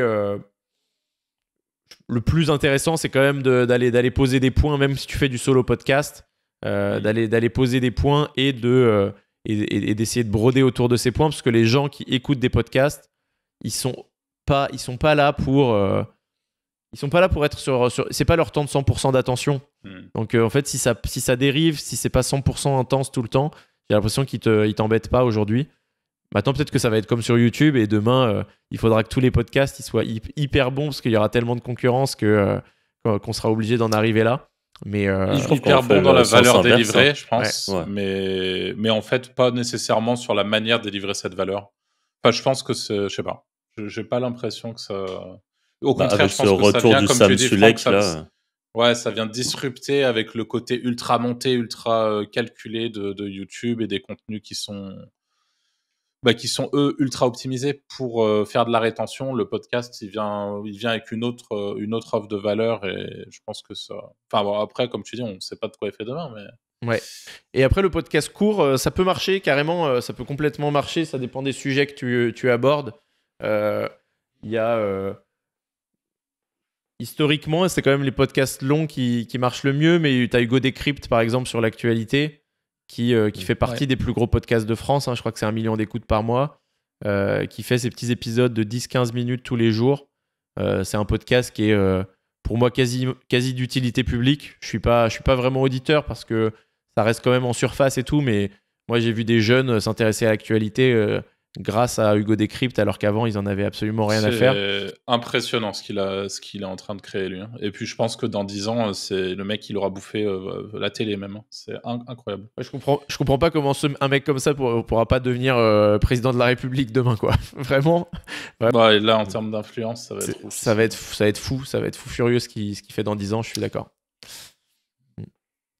Donc voilà, sur le cours, en effet, pour le coup, ça boosterait le nombre d'écoutes. Moi, j'y ai réfléchi plusieurs fois à faire des épisodes plus courts, à en mettre plusieurs dans la semaine, etc.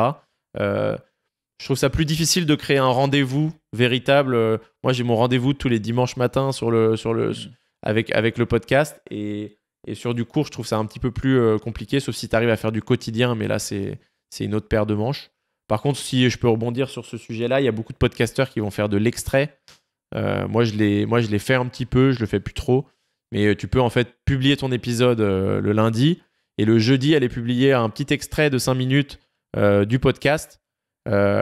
Et en fait, ça booste tes écoutes. Ça a un avantage de découvrabilité parce que les notifications sur Apple Podcast et Spotify, ça a beaucoup d'importance. En fait, les gens qui sont abonnés à ton podcast vont recevoir une notif. Ils la reçoivent le lundi, ils sont pas dispo. S'ils reçoivent une nouvelle notif en fait d'un petit extrait le jeudi, soit ils vont aller écouter l'extrait, soit ils vont même aller écouter l'épisode du lundi. Et donc ça marche assez bien. Moi, j'étais un peu perplexe sur ces trucs-là, mais en fait, en le faisant, les chiffres montrent que mes extraits font quasiment autant d'écoutes que mes épisodes longs, ce qui est assez fou. Je crois que je suis à 70% des écoutes, alors que je pensais vraiment être plutôt à 20 ou 30%. Et je suis en plus convaincu que ça crée des écoutes sur l'épisode long. Donc voilà, les petits extraits, ça peut fonctionner. Il y a des podcasts comme Les Jeunes Branches qui le font. Génération Do It Yourself le fait aussi, prend le meilleur extrait et le republie. Et c'est ce qui leur permet de faire des gros chiffres. Est-ce que tu penses pas que cette méta, entre guillemets, de la mise en ligne d'extraits, c'est pas finalement juste une manière de pallier à la mauvaise qualité algorithmique des outils tu vois, je veux dire, un outil comme Apple Podcast, par exemple, tu le dis, l'intérêt de la notification, tu mets un extrait parce que ça va renotifier et rappeler. Enfin, il y a un moment, il faut qu'ils le fassent eux-mêmes, quoi. Tu vois, si la personne est abonnée à ton truc et qu'elle n'a pas écouté, hop, une petite relance au milieu de semaine. Mais Complètement. Je suis hyper aligné avec ce point-là, et c'est pour ça qu'en fait, ce monde du podcast, c'est encore la jungle, tu vois. C'est encore la jungle. Il faut trouver ses méthodes pour faire les choses. Toutes les plateformes sont différentes. Toutes les plateformes n'ont pas les mêmes méthodes de calcul d'écoute. Et on est vraiment... Quand je vois les stats sur YouTube qui te sortent pour voir d'où vient ton audience, etc., moi, vu que j'ai découvert le YouTube Creator après les outils podcast, je trouve ça incroyable, quoi. Comme vous le disiez tout à l'heure, les écoutes qui viennent sur le podcast, je sais pas d'où ils viennent, c'est très difficile à savoir, et du coup tu es obligé en effet de faire un peu par toi-même, quoi. Donc avec des liens traqués aussi, on a fait pas mal de liens traqués pour savoir justement d'où venaient les écoutes, alors que Apple Podcast, il pourrait te dire d'où viennent tous les gens qui viennent écouter, quoi. Anto, la question script et mini podcast. Toi, t'écoutes pas moi, trop, je pense. J'écoute pas de podcast, mais si je devrais en écouter, je préférerais pas scripter, quoi. Je pense que c'est le but du podcast en soi. Eh ben ouais, pareil, scripté, je suis pas un grand fan, même vraiment pas du tout. Je préfère un truc format authentique de quelqu'un qui parle. Et mini podcast, alors à la Hugo Décrypte, 15 minutes, ça passe, mais vraiment le mini podcast de 3 à 5 minutes, c'est vraiment pas du tout mon truc, parce qu'en fait, mon point quand j'écoute un podcast, c'est que j'ai envie de me dire que je vais pouvoir tomber sur une info croustillante ou un truc comme ça, et tu as beaucoup plus de chances d'en avoir sur 1 heure de podcast. Et Ouais. comme tu le disais aussi, moi, par exemple, je fais la cuisine et en même temps, j'écoute mon podcast, ou je suis au sport et j'écoute mon podcast. J'ai pas besoin d'être focus à 100%. C'est juste que si, pendant que je fais mon truc, j'entends un petit truc, au pire, je reviens un petit peu en arrière, je réécoute. Je le fais assez souvent, ça, de revenir en arrière et réécouter. Parce que j'ai entendu que là, ça commence à parler d'un truc qui m'intéresse. Mais je trouve que le mini-podcast, au même titre qu'au final, la méta sur YouTube, il y a 10 ans, c'était les mini-vidéos. On parlait de Cyprien et tout, ou même d'un MrBeast. Tu regardes ses premières vidéos, c'était 3 minutes. Et en fait, la méta a évolué. C'est devenu 3, puis 5, puis 10. Puis là, on est entre 10 et 15, entre 12 et 15, on va dire. Et en fait, plus ça avance et plus les vidéos sont longues, tu prends des Inoxtag et tout, ils font des vidéos qui durent, qui vont durer de plus en plus long. Alors moi, je regarde pas trop, c'est toi, Arthur, qui connaîtra mieux que moi, mais de ce que je constate, le format vidéo est de plus en plus long, en tout cas. Et je pense que le format podcast, c'est pareil. En fait, il a aucune utilité dans son format 3 minutes. C'est sûr que ça peut ramener des vues, c'est sûr que ça peut ramener des clients et tout ça, mais je pense que c'est pas optimal, par contre. Et dans quel contexte, du coup? Donc toi, tu l'as dit, au sport ou quand tu fais la cuisine, que tu écoutes des podcasts. Toi, du coup, Jérémy, c'est dans quel contexte que si tu es consommateur, j'imagine que c'est le cas de ton côté, mais... Ouais, je suis très consommateur, j'écoute beaucoup de podcasts pour le coup. Moi, le podcast, il m'accompagne vraiment dans tous les moments de ma journée, littéralement, Ok. où je peux être seul. Tu vois, c'est un peu le sujet du podcast, c'est que je vais pas être là avec des écouteurs dans mes oreilles quand je suis avec ma copine ou ma famille. Mais par contre, dès que je suis seul, je lance un podcast, quoi. C'est presque la peur du vide à ce niveau-là. C'est que je me réveille le matin, je peux m'en mettre un sous la douche. Ensuite, je me prépare, il y a un podcast qui tourne. Un peu comme les petits vieux qui écoutaient la radio le matin au petit-déj, quoi. Et après, je dirais surtout les transports, quoi. Les transports, c'est là que je les écoute le plus. En plus, dans l'immobilier, je suis amené à faire beaucoup de visites, donc je suis pas mal en voiture. Et le podcast en voiture, je suis convaincu que ça a sauvé des vies, quoi. C'est le truc qui te garde éveillé et j'ai vraiment l'impression de rentabiliser mes temps de transport et de voiture depuis que j'écoute des podcasts. Avant, tu vois, parfois j'étais là à me dire putain, je pourrais rester en télétravail aujourd'hui et ça me ferait économiser 1 heure de temps. Et maintenant qu'il y avait des podcasts, en fait, c'est même plus un critère, tu vois. Parce que je suis là, bah en fait, non, je vais écouter 1 heure de podcast, ça va être cool, quoi. Donc, souvent, j'ai des retours d'auditeurs qui me disent qu'ils m'écoutent en voiture. J'ai l'impression que c'est le gros truc. Et ça, c'est aussi une des raisons. J'en écoutais que quand j'étais en voiture, moi. Ouais, bah c'est une des raisons qui me font penser que la croissance podcast, elle va continuer. C'est que les podcasts sur les écrans de voiture, ils sont pas encore hyper bien intégrés, tu vois. Surtout les nouveaux modèles maintenant. Tu as Spotify, Apple Podcast directement en commande sur la voiture. Et ça va devenir la norme pour tous les nouveaux modèles. Et demain, tout le monde écoutera du podcast en voiture, quoi. En fait, ça permet de rentabiliser des temps inutiles. Enfin, inutiles, entre guillemets, des temps perdus. Ça te permet de le rentabiliser. En tout cas, pour les gens comme nous, je pense qu'on est à peu près tous pareils, où on aime gagner de la connaissance, on va dire. Qu'importe le sujet, en fait. Mais juste ce truc... Le podcast, en fait, se permet de faire de l'acquisition de connaissances parce que tu as quelqu'un qui connaît bien un sujet qui en parle. Et là où, par exemple, tu es en voiture, ou avant, tu étais juste en train d'écouter la radio qui raconte de la merde, ou écouter de la musique, ce qui est cool, mais où t'as pas cette acquisition de connaissances, bah là, ça te permet d'allier une obligation qui est ton déplacement à une acquisition de connaissances. Et enfin, moi, par exemple, j'ai un Shox là, je fais de la natation et je nage en écoutant des podcasts. Parce que du coup, fort. J'avais jamais eu celui-ci.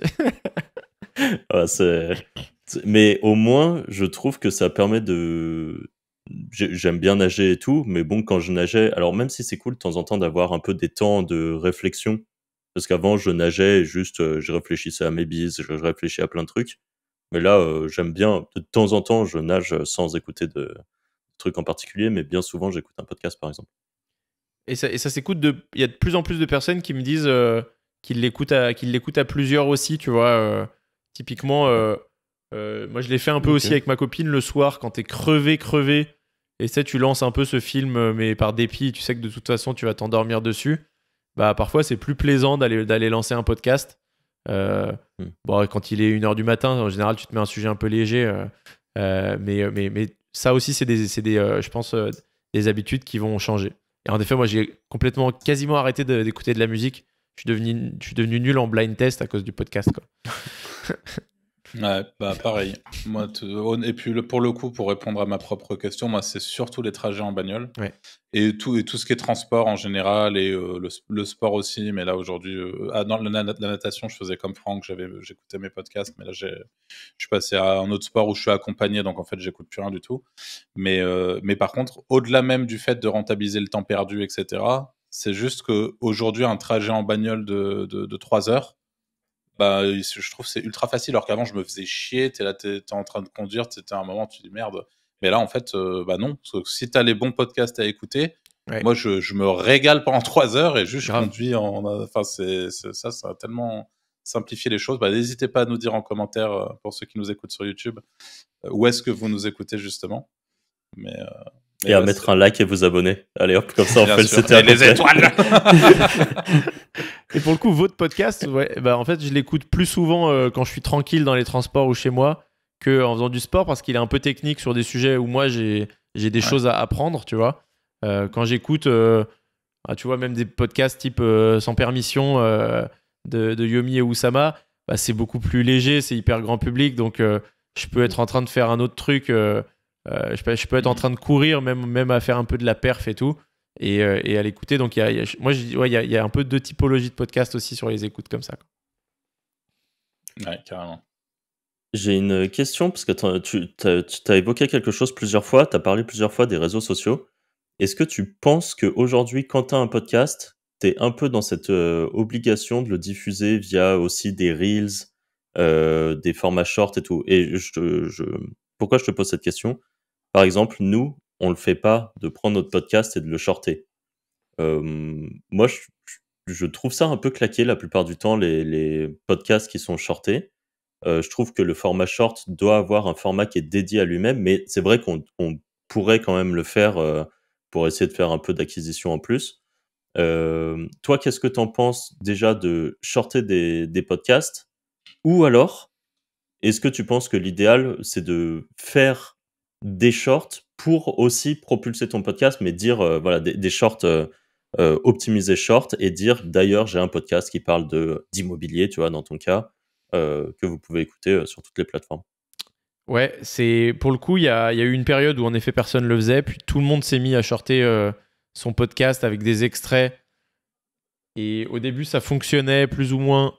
Et j'ai l'impression qu'on arrive sur une phase là où les gens en ont un petit peu marre. T'as des extraits de podcasts qui sortent, t'as aucun contexte. Et du coup, tu te retrouves avec un extrait où tu vois, il faut être percutant en 45 secondes sur un réel ou un short. Et c'est très difficile en prenant un extrait de podcast d'en arriver là. Donc moi, je suis de moins en moins friand de ce truc-là.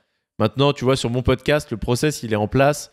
C'est de la vidéo qui se fait facilement et qui est relativement bien écoutée. Je dois faire sur Instagram, je dois faire entre 3-4 000 vues et parfois beaucoup plus avec des petits extraits qui partent viral. Mais voilà, c'est de la vue un peu facile qui est faite sans que ça demande trop de temps.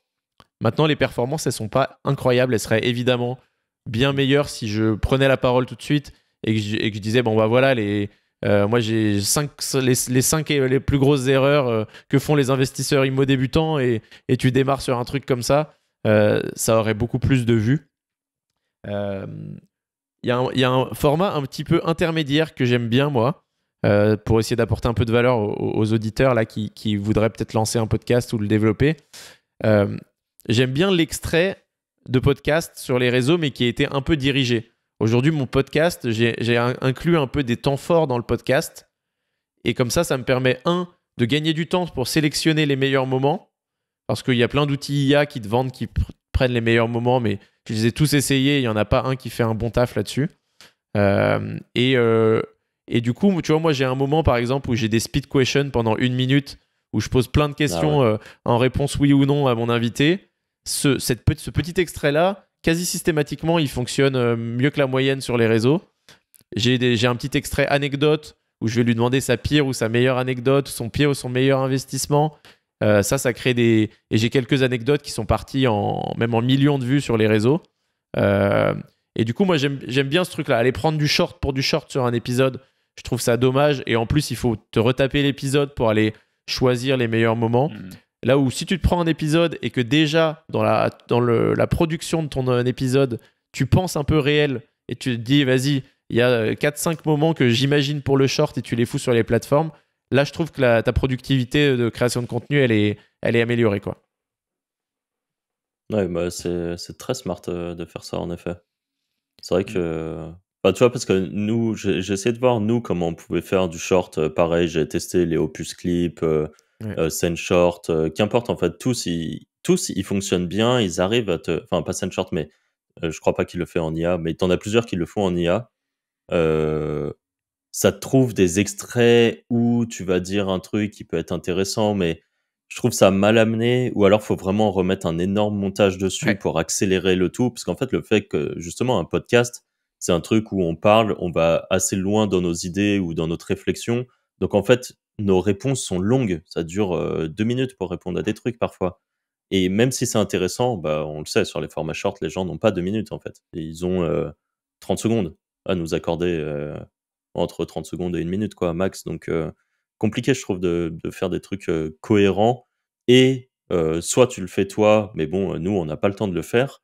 Soit tu prends des gens qui le font pour toi, mais quand tu vois les tarifs des freelances qui te proposent du format short, enfin, c'est indécent pour du format short, surtout quand on va te couper des trucs de ton propre podcast. Parce qu'à la limite, quand on te fait un script, un montage, un truc, que ça coûte un petit peu de sous, mais que le potentiel est là, je comprends que voilà, tout mérite d'être payé.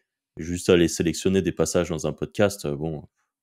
Et voilà, en plus, c'est dur, hein, franchement, pour avoir bossé avec plein de freelances là-dessus, les seuls qui font du bon boulot, c'est de trouver le freelance qui, en fait, écoutait déjà ton podcast de base et va le faire. Et du coup, en fait, déjà, lui, il perd pas de temps parce qu'il l'aurait écouté de base. Il s'intéresse au sujet. Mais moi, mon alternante qui fait du montage sur un podcast écolo et un podcast IMO, par exemple, bah, en fait, elle est pas pertinente pour aller sélectionner des moments parce que c'est pas ses sujets de cœur. Elle fait du très bon montage, elle fait du très bon boulot. Mais sur cette sélection, soit tu as quelqu'un qui est hyper engagé derrière. Et donc là-dessus, tu peux aller te retrouver dans ta communauté. En vrai, les meilleurs freelances, tu les trouves en faisant des appels sur les réseaux sociaux. Et sans ça, c'est pas pertinent. Je suis d'accord. Et te retaper, franchement, me réécouter pendant 1 heure, moi, c'est un supplice, quoi. J'en peux plus. Je me mets en x2 en plus, je finis, j'ai la tête comme ça. C'est pas agréable, quoi. C'est sûr. Anto, est-ce que tu as des petites... Non, je vous écoute. Non. Eh bien, est-ce que tu aurais trois ou peu importe, tu aurais des podcasts vraiment coup de cœur à nous partager, à notre audience aussi, que ça soit d'ailleurs des podcasts que tu produises ou des podcasts que tu ne produis pas. Ouais, bah écoute, pour le coup, pour toutes les personnes qui s'intéressent au monde des agences, du marketing, etc., j'en ai cité 2 déjà, les jeunes branches de Scalesia et Théo Lyon, et le podcast de Théo Lyon qui s'appelait Road to 10 Million et qui s'appelle Road to Scale, je crois, maintenant. Franchement, j'aime beaucoup ce qu'il fait, il s'améliore bien. C'est un des seuls solo podcasts que j'écoute. Je crois que c'est le seul même. Et franchement, ça marche très bien. Si vous vous intéressez à la protection de l'environnement, à la transition écologique, il y a le podcast de Big Shift de mon associé, où il reçoit vraiment des gens chouettes. Il a eu Raphaël Glucksmann, il a eu du très très lourd sur ces sujets-là. Et c'est hyper plaisant parce que, tu vois, moi je suis sur un sujet make money, on est hyper différents sur plein de choses, tu vois, et du coup ça me permet vraiment avec quelqu'un qui est vraiment vraiment expérimenté sur les sujets, qui a eu tous les gens. Moi, j'ai plus de... Quand on me dit, ouais, mais la voiture électrique, c'est aussi plein de pollution pour ça, et les batteries, t'en fais quoi ? Bah, avoir ce truc-là gratuit pour aller vraiment vérifier de l'info et tout, c'est vraiment chouette. Voilà, spoiler, la voiture électrique, c'est quand même moins polluant que la voiture à moteur thermique. Et un dernier peut-être,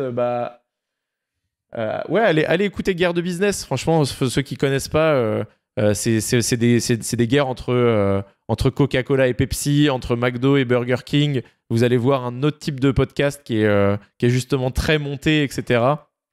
Et ça, je trouve ça sympa que ça existe et qu'il y ait des personnes qui se donnent pour faire des formats comme celui-ci. Ok. Moi, j'avais un petit case study à te faire. C'est si t'es chaud comme ça en quelques... Imaginons qu'on a des gens qui nous écoutent, qui font... parce que nous, par exemple, dans notre formation, on prône pas mal le fait de faire un podcast, tout simplement parce qu'on a vu que ça marchait très bien et les retours que ça peut avoir. Imaginons qu'il y a quelqu'un qui nous écoute, qui lance un site sur la musculation, par exemple, ou sur un sport, je sais pas, le tennis, qu'importe. Vas-y, prenons le tennis. Quelqu'un qui lance un site sur le tennis, qui souhaite lancer un podcast, tu lui donnerais quoi un peu comme grosse directive pour lancer un podcast qui a un potentiel de fonctionner et un peu étape par étape, réseaux sociaux ou non, et ainsi de suite? Alors, je pense que tu commences par une première phase d'analyse un peu du marché. Tu vas regarder ce qui existe en podcast de tennis en anglais, en espagnol, sur les gros podcasts.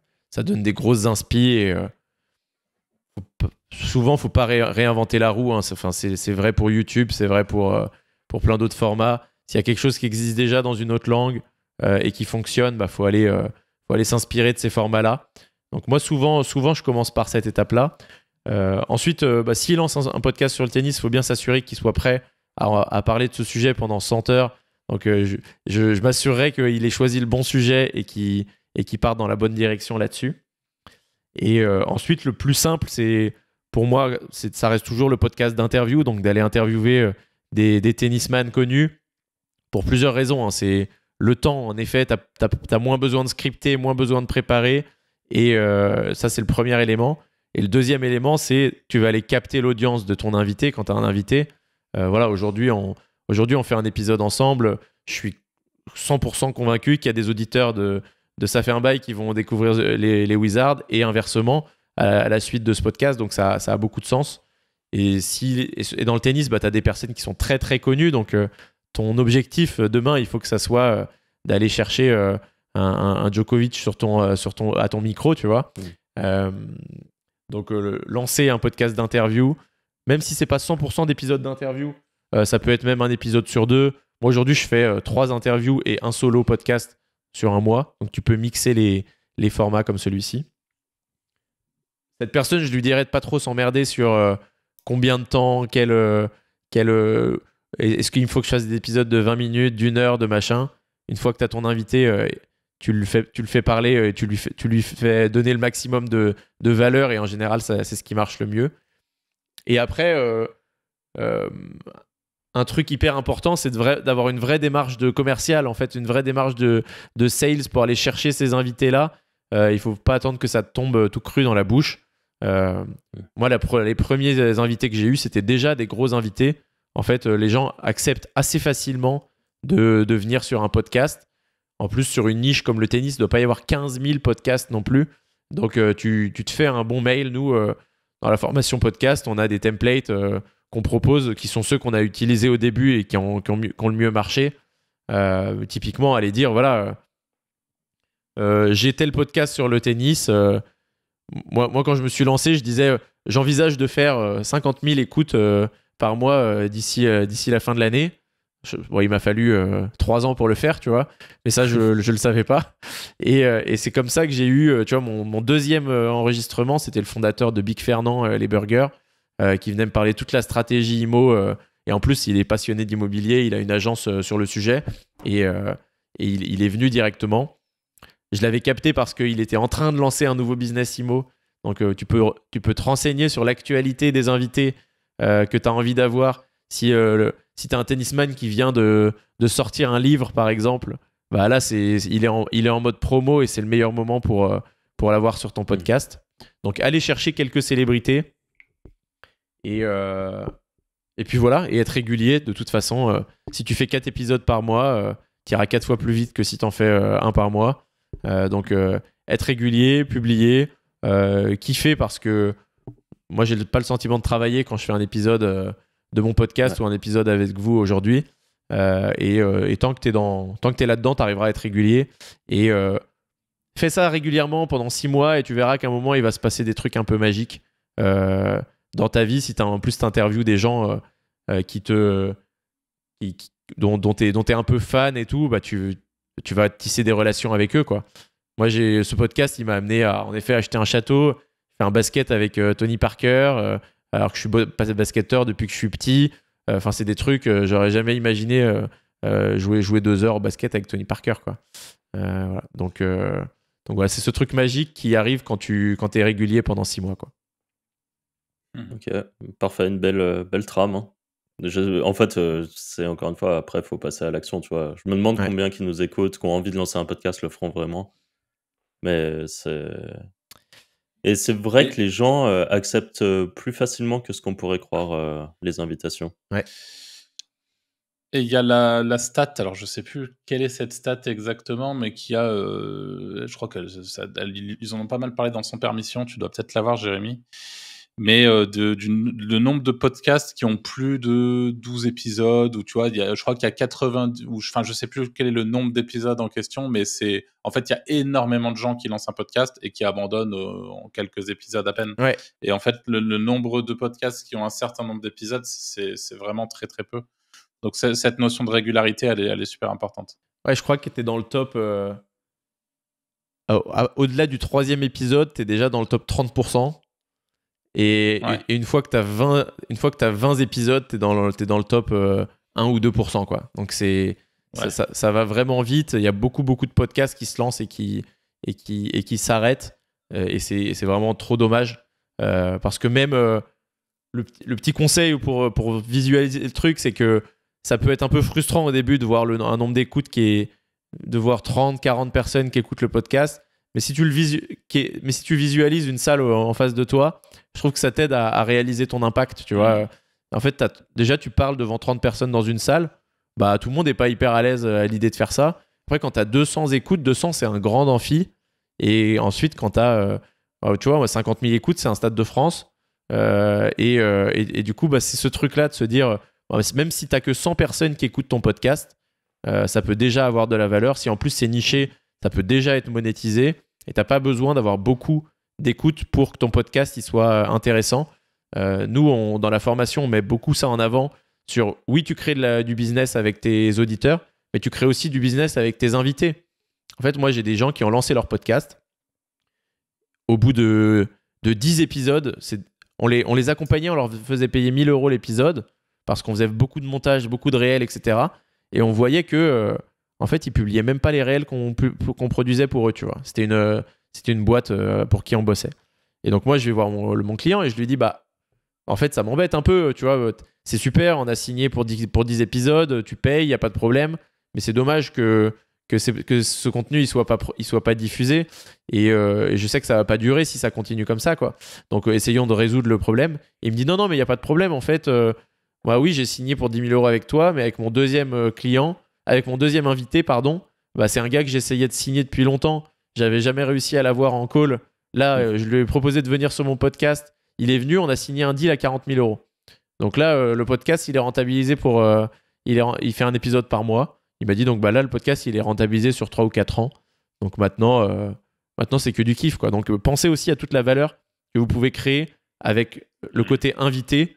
Moi, c'est quelque chose que je fais pas assez, typiquement, parce que j'ai parmi les meilleurs investisseurs IMO de France qui viennent avec 1000 choses qu'on pourrait faire. Tu vois, demain, quelqu'un qui lance une solution de gestion locative, je pourrais le pousser à tous mes invités et ça aurait 1000 fois plus d'impact que de le pousser à mes auditeurs parce que c'est des multipropriétaires. J'ai des invités qui ont 10 000 appartements. Donc, ça a du sens. Donc, pensez à faire ça. C'est hyper important, quoi. Est-ce que tu penses que c'est possible d'avoir plusieurs podcasts en simultané, enfin, vraiment de qualité, tu vois est-ce que tu l'as déjà fait, toi? Parce que bon, tu le fais un peu pour tes clients, mais c'est... Ouais. Ça m'est déjà arrivé en effet d'animer des podcasts pour des clients. Là, on me propose, il y a une grosse marque IMO qui me propose de lancer leur podcast aussi. Je suis un peu en quid en ce moment. On en parlera en off. C'est marrant comme histoire. Honnêtement, moi, je préférerais quand même focus sur un podcast, quitte à avoir plusieurs formats qui sont disponibles sur ce même podcast. Voilà, moi, typiquement, sur le château, j'ai un épisode par mois que je fais sur les avancées de la rénovation, des différentes étapes. Je ne me voyais pas lancer un nouveau podcast sur l'histoire de la rénovation de ce château. Autant capitaliser sur la communauté qu'on a déjà. Maintenant, le meilleur exemple peut-être d'un multi-podcasteur, c'est Mathieu Stéphanie qui a La Martingale et Génération Do It Yourself, qui font respectivement 250 000 et 650 000 écoutes par mois. Donc c'est quand même possible. C'est quand même possible, mais il faut se lever tôt. C'est du boulot quand même. Ok. T'as encore des questions au podcast? J'en ai deux, moi. Ouais. Moi, j'ai deux questions overall. Donc là, une autre, c'est quels outils et logiciels tu utilises pour faciliter la production et la gestion de tes podcasts? Alors, on utilise sur de l'enregistrement à distance, Riverside, comme on le fait aujourd'hui. En montage, le nouvel outil d'Adobe qui a quelques mois, qui marche très très bien, Adobe Podcast AI. Je ne sais pas si vous l'utilisez, mais... Pas du tout. Pas nous, en tout cas. Et peut-être notre monteur, parce qu'on ne monte plus depuis un moment. Mais... typiquement, ouais, si votre monteur, il ne l'utilisait pas avant et qu'il l'utilise aujourd'hui, il a divisé son temps de travail par 2 facilement. C'est un très très bon outil. Ensuite, sur la partie hébergement, diffusion, j'utilise un outil qui s'appelle AudioMins, qui est un peu la référence pour les gros podcasts. De base, ils faisaient des podcasts de radio plutôt pour France Inter, etc.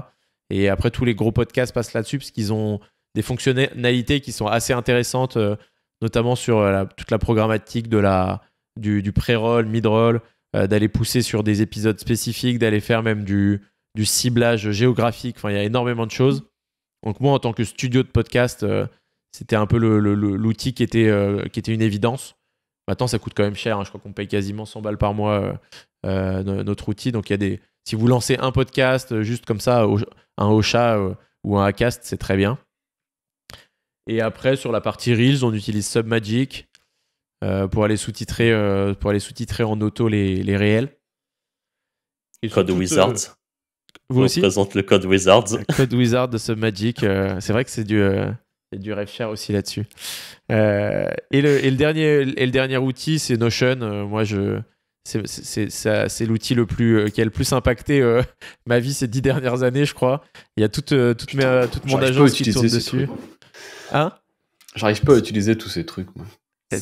Quoi, Notion ou les autres outils? Notion, j'en ai essayé 50 000. Je m'en sers 3 heures et après, c'est un enfer, ça ressemble plus à rien déjà. Hop.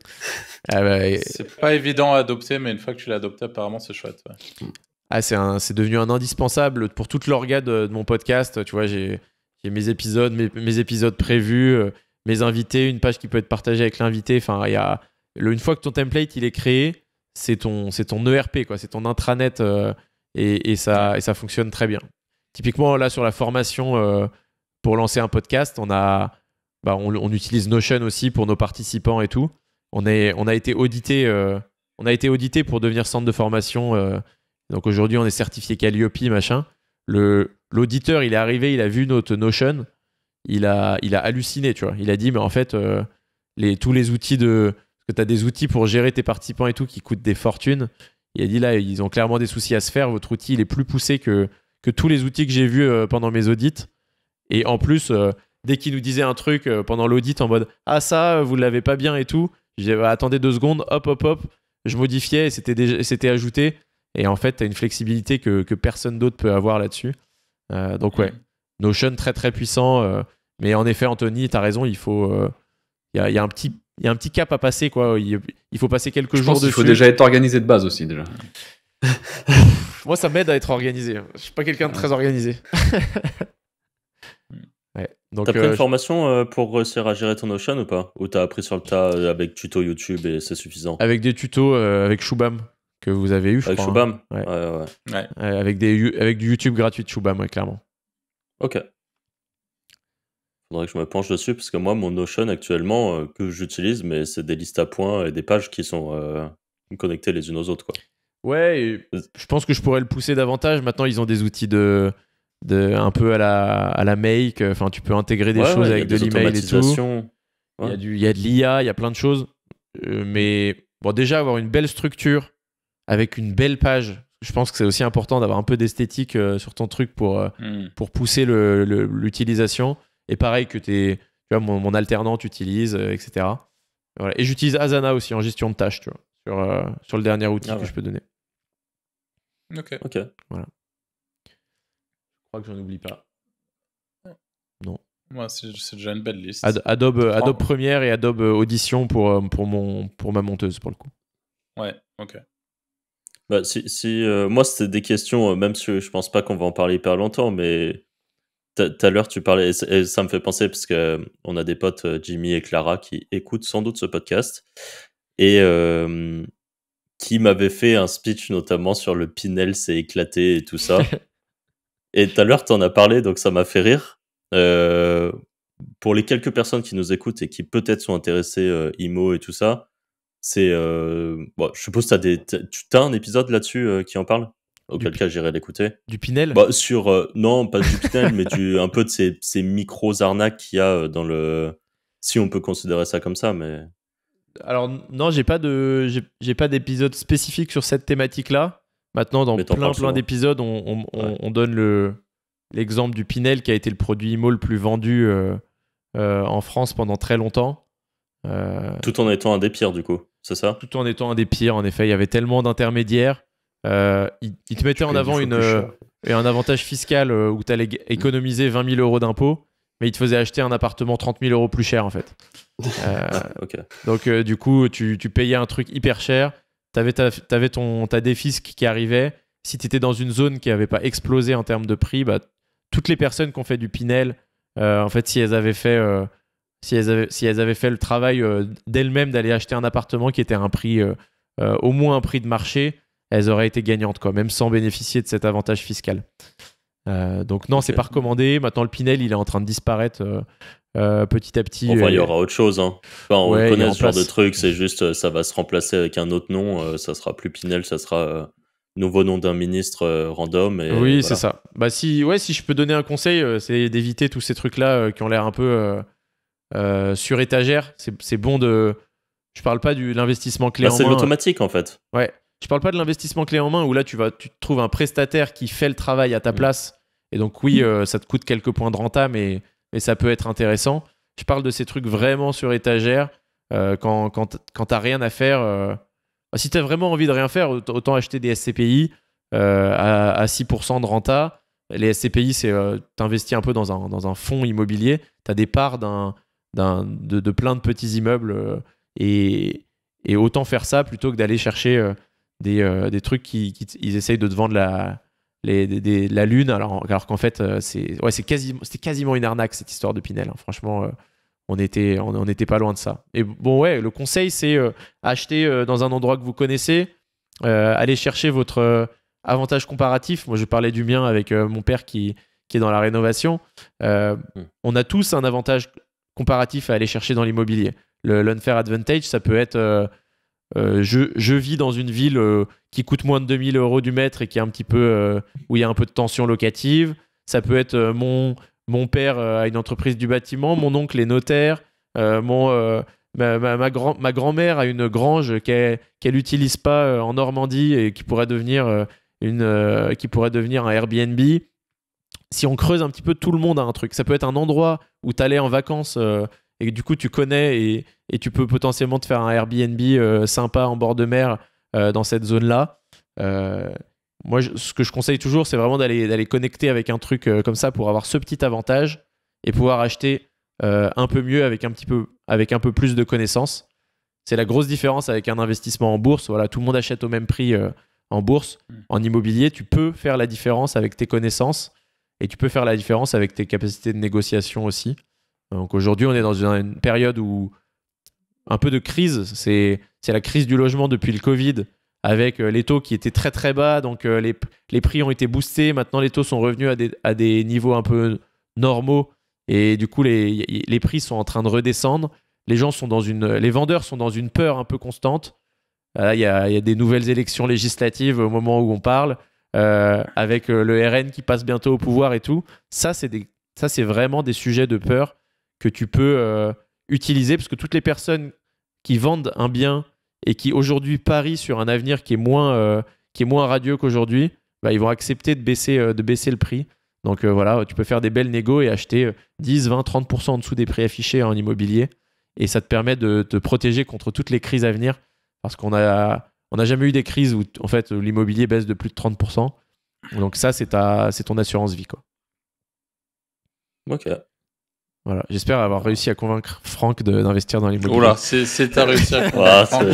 Malheureusement non, mais tu sais, c'est des sujets habituels, parce qu'on a des potes quand même qui aiment bien l'IMO, et ils tentent toujours, hein, mais en fait moi j'arrive pas à voir en fait, je sais pas si c'est mon côté plus, je veux pas dire gambler, mais j'ai d'autres convictions qui sont que, en fait, je comprends l'avantage du levier bancaire. Je suis ok, c'est vrai que c'est cool de pouvoir aller chercher de l'argent qui n'est pas le tien, et d'acheter des trucs, et dans 20 ans, tu auras quelque chose à toi. Mais déjà, moi, ce gap de 20 ans, ça me trigger un peu.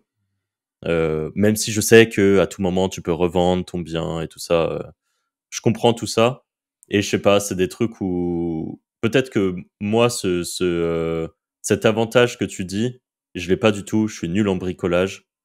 Ça m'intéresse pas. J'ai jamais trop aimé l'IMO. Je suis entouré de gens qui ont perdu quand même des sous avec l'IMO. Tu sais, tout ça, je pense que ça joue un petit peu, parce qu'ils ont dû vendre à des moments un peu par obligation, et en fait, c'était pas le bon moment pour vendre, donc ils ont perdu. Tu vois, et tout des trucs comme ça. Et au contraire, j'ai vu par exemple beaucoup plus de gens qui, sur le long terme, étaient par exemple gagnants avec la bourse. Et si j'ai un choix à faire, moi je prendrais toujours la bourse, mais du coup, t'as pas ce levier bancaire. Et en fait, je comprends que le levier bancaire est méga intéressant et que c'est ce qui rend l'IMO intéressant. Mais du coup, moi, j'aime pas. Et puis, je sais pas, je me sens un peu prisonnier des emprunts et des trucs comme ça en plus. Ouais, non, mais j'entends. Et puis, la vérité, c'est qu'il faut mettre son temps au bon endroit, hein. Si t'es bon sur ce que tu fais aujourd'hui, business en ligne, affiliation, etc. C'est ça, je préfère monter un biz en plus. Quitte à passer du temps sur un truc, je préfère monter un site. Tu préfères le faire. Après, d'un point de vue, si on parle d'investissement, dans la diversification de tes actifs, etc., avoir de l'IMO, c'est, je pense, quand même une base, un point important de la pyramide. C'est pas une obligation, mais ouais, je pense que c'est un truc qui est bien stable et qui te permet quand même, avec le levier bancaire, d'aller chercher du chiffre. J'ai ma RP, quoi. Mais ça s'arrête là. Ce qui est déjà bien. Hein, ce qui est déjà bien. Maintenant, c'est pas que des emmerdes, quoi. Vraiment, mais c'est aussi des belles histoires. On parlait d'investissement actif. Voilà, demain, tu achètes un magnifique lieu et tu arrives à en faire un investissement plaisir aussi. Ça, c'est très, très chouette. J'ai vu des gens en ce moment. Mon associé, il adore l'escalade. On est en train de voir pour acheter une petite maison à côté de Fontainebleau, installer tout le matos d'escalade stylé, le petit mur de bloc dans le salon, le truc. C'est un kiff monumental. Il va le louer en Airbnb, ça va cartonner. Et lui, quand il aura envie d'aller se faire un week-end, il ira et il se sentira comme chez lui parce que ça sera chez lui. Et c'est les petits avantages. Moi, j'aime beaucoup quand tu arrives à aller connecter une passion avec un projet immobilier. Je trouve ça très chouette. Et je sais pas quelles sont tes passions, Franck, mais je suis sûr que on arriverait à trouver un truc où tu trouverais du kiff. Avec une énorme gaming room. Il va faire un Airbnb Bitcoin. Grave. On peut aller chercher ça pourrait marcher, hein. Si vous avez des idées pour Franck, ceux qui le connaissent bien là, dans les auditeurs, balancez-les en commentaire aussi. Sur les limaces de mer, hein. Petit Airbnb limaces de mer, là on est parti. J'avoue, c'est stylé ça. Avec des beaux aquariums de limaces. Ouais. C'est magnifique. Ça me fait penser, là j'étais du coup une semaine en vacances, j'étais dans comment on appelle ça là, une maison d'hôtes. Et la personne du coup qui gérait le truc m'a un petit peu expliqué son business, et franchement c'est ultra propre pour le coup ça, non? Je sais pas si tu es très renseigné là-dessus, Jérémy, mais Là, elle avait une SCI qui était propriétaire du logement, qui était un logement de fou. Ouais. Et elle avait du coup toute une partie pour sa famille et une partie pour la location des chambres et tout. Et elle m'a expliqué que elle était en AE et elle pouvait faire rentrer 140K par an. Et franchement, l'AE, c'est vraiment un statut confortable à différents niveaux, mais aussi fiscalement. Et en fait, je me suis dit, putain, même quand tu as envie de faire ça, je trouve que c'est un super bise au final. Enfin, même fiscalement, c'est super. Ça me paraissait intéressant, quoi. Ouais, il y a autant de modèles que de projets. Vraiment, dans l'immobilier, tu peux être très, très inventif sur ce truc-là. Là, je connais pas son modèle en particulier, mais oui, moi, mes parents, tels qu'ils investissaient, j'en parlais au tout début d'épisode, comme ça la boucle sera bouclée, ils investissaient en nu. Donc, tu t'achètes ton truc, tu prends un crédit très court, donc ça te coûte très très cher tous les mois. Donc, voilà, t'as un truc, tu payes 1000 euros de crédit, tu rentres 600 euros de loyer, et sur les 600, l'État t'en prend 300. Ça, c'est l'immobilier comme on avait l'habitude de le faire avant, non optimisé, etc. Et je suis d'accord pour dire que ça fait pas rêver et que là-dessus, Franck aurait raison. Et en revanche, si tu peux optimiser de plein de manières différentes, il y a une niche fiscale qui est encore exceptionnelle en France, qui est le LMNP, location meublée non professionnelle, qui te permet en fait d'amortir le prix de ton bien, d'intégrer le prix de ton bien dans les charges, et du coup jusqu'à 23 000 euros ou plus si tu as un salaire conséquent, tu peux ne quasiment pas payer d'impôts sur ton premier bien. Donc ça, c'est quand même vachement chouette. C'est pour ça que d'en avoir un en meublé qui tourne, qui te génère 20 000 euros par an, c'est déjà un no-brainer pour moi. Et après, tu peux t'amuser à faire des montages. Nous, on a créé les holdings avec mon associé. On a créé une SAS en dessous qui opère le château. Et il y a une SCI qui détient le château en dessous. On a fait rentrer des investisseurs qui sont principalement des influenceurs, des investisseurs hyper connus et tout dans la SAS. On a fait une levée de fonds l'année dernière. Ensuite, on a fait un crowdfunding sur Brix pour aller chercher de la dette obligataire. Alors, on s'est éclaté sur des trucs, sur des montages qui nous ont permis d'aller acheter un château qui est un projet à plus de 2 millions d'euros sans même passer par les banques, quoi. Donc ouais, il y a des trucs chouettes à faire. Ah, c'est cool. Est-ce qu'il y a par hasard une question Enfin, t'as peut-être d'autres questions, toi, Franck? Non, moi j'ai posé toutes mes questions. J'ai eu ma réponse pour les trucs IMO. Je sais pas si on a réussi. Est-ce que par hasard, Jérémy, il y a une question que tu penserais qu'on t'aurait posée, qu'on t'a pas forcément posée? Écoute, non, pas particulièrement. Le sujet du crowdfunding peut-être sur le château, parce que je pense que ça peut en fait s'appliquer à plein de choses. Tu fais du crowdfunding sur de l'IMO, comme tu peux le faire sur une startup ou autre. Je trouve qu'une fois que tu développes une communauté, surtout une communauté autour d'un podcast, des gens qui t'écoutent toutes les semaines, etc., ils ont une confiance en toi qui est très, très importante. Aujourd'hui, si vous lanciez une boîte en lien avec l'affiliation, etc., et que vous aviez envie de la valoriser 5 millions d'euros et de lever sur cette base-là en crowdfunding, vous y arriveriez avec votre podcast, quoi.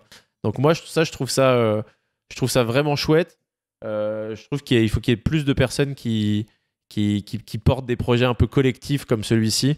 Nous, on l'a fait avec le château, donc tu as des gens qui ont investi parce que c'était de la rénovation du patrimoine. Tu as d'autres qui ont investi parce que ils croient en nos capacités à faire des projets rentables avec mon associé. Et en fait, ces projets collectifs, je trouve que ça donne énormément de sens. Ça donne énormément de sens à tout ce qu'on fait, quoi. Moi, j'ai jamais rien vendu sur mon podcast, et là, c'était la première fois que je leur proposais là, pour le coup, de me prêter de l'argent, tu vois. Parce que nous, c'était pas de la donation comme certains crowdfunding, c'est vraiment un prêt obligataire. Franck, par exemple, qui n'aime pas l'immobilier, il aurait pu prêter au château sur une base de... Et nous, on rémunère à 7% de rentabilité. Et donc, ouais, faire des projets avec sa communauté, je trouve ça trop chouette. Et j'aimerais qu'il y ait plus d'initiatives comme ça. Parce que nous, on a aujourd'hui dans les investisseurs des gens qui sont tellement passionnés, qui viennent nous nous aider, qui sont bénévoles, qui passent au château, qui suivent les travaux, qui nous font des vidéos, qui nous font des photos, des personnes qui se marient au château l'année prochaine, alors qu'aujourd'hui la grange c'est de la terre battue, mais ils y croient parce qu'ils ont suivi ils suivent toute l'avancée des travaux, etc. Donc tu peux trouver plein d'avantages à aller crowdfunder un projet avec ta communauté, quoi. C'est ce truc de gens de la commu qui vont venir se marier. Ouais, c'est trop bien. Ouais, c'est cool, je trouve. C'est dingo. Les premiers séminaires, c'est des gens qui ont investi. Les premiers mariages, c'est des gens qui ont investi aussi. Et là, je fais des week-ends où je fais un appel à bénévoles. On se retrouve à 3-4, on fait de la peinture au château. Et le soir, je paye le barbecue et on parle d'immobilier, tu vois. Donc c'est très très sympa. Très cool. C'est cool.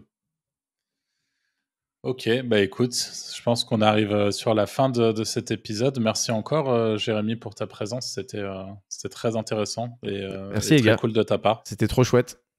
Et puis, à l'occasion, sur un passage à Lyon, on ira se prendre un petit verre. Vous êtes tous les trois à Lyon, hein? Ouais, tous les trois à Lyon. Ouais. Ok, trop bien. Et merci à vous aussi qui nous avez écoutés jusqu'à maintenant. N'hésitez pas, comme d'habitude, de laisser les petites étoiles sur Spotify. On voit que ça monte doucement mais sûrement. Ou sur les autres plateformes d'écoute de podcasts. N'hésitez pas non plus à laisser un petit commentaire pour la force sur YouTube, un petit abonnement sur YouTube si ce n'est pas encore fait, un petit like. Et nous, on vous dit à la semaine prochaine pour un nouvel épisode. Salut. Allez, ciao.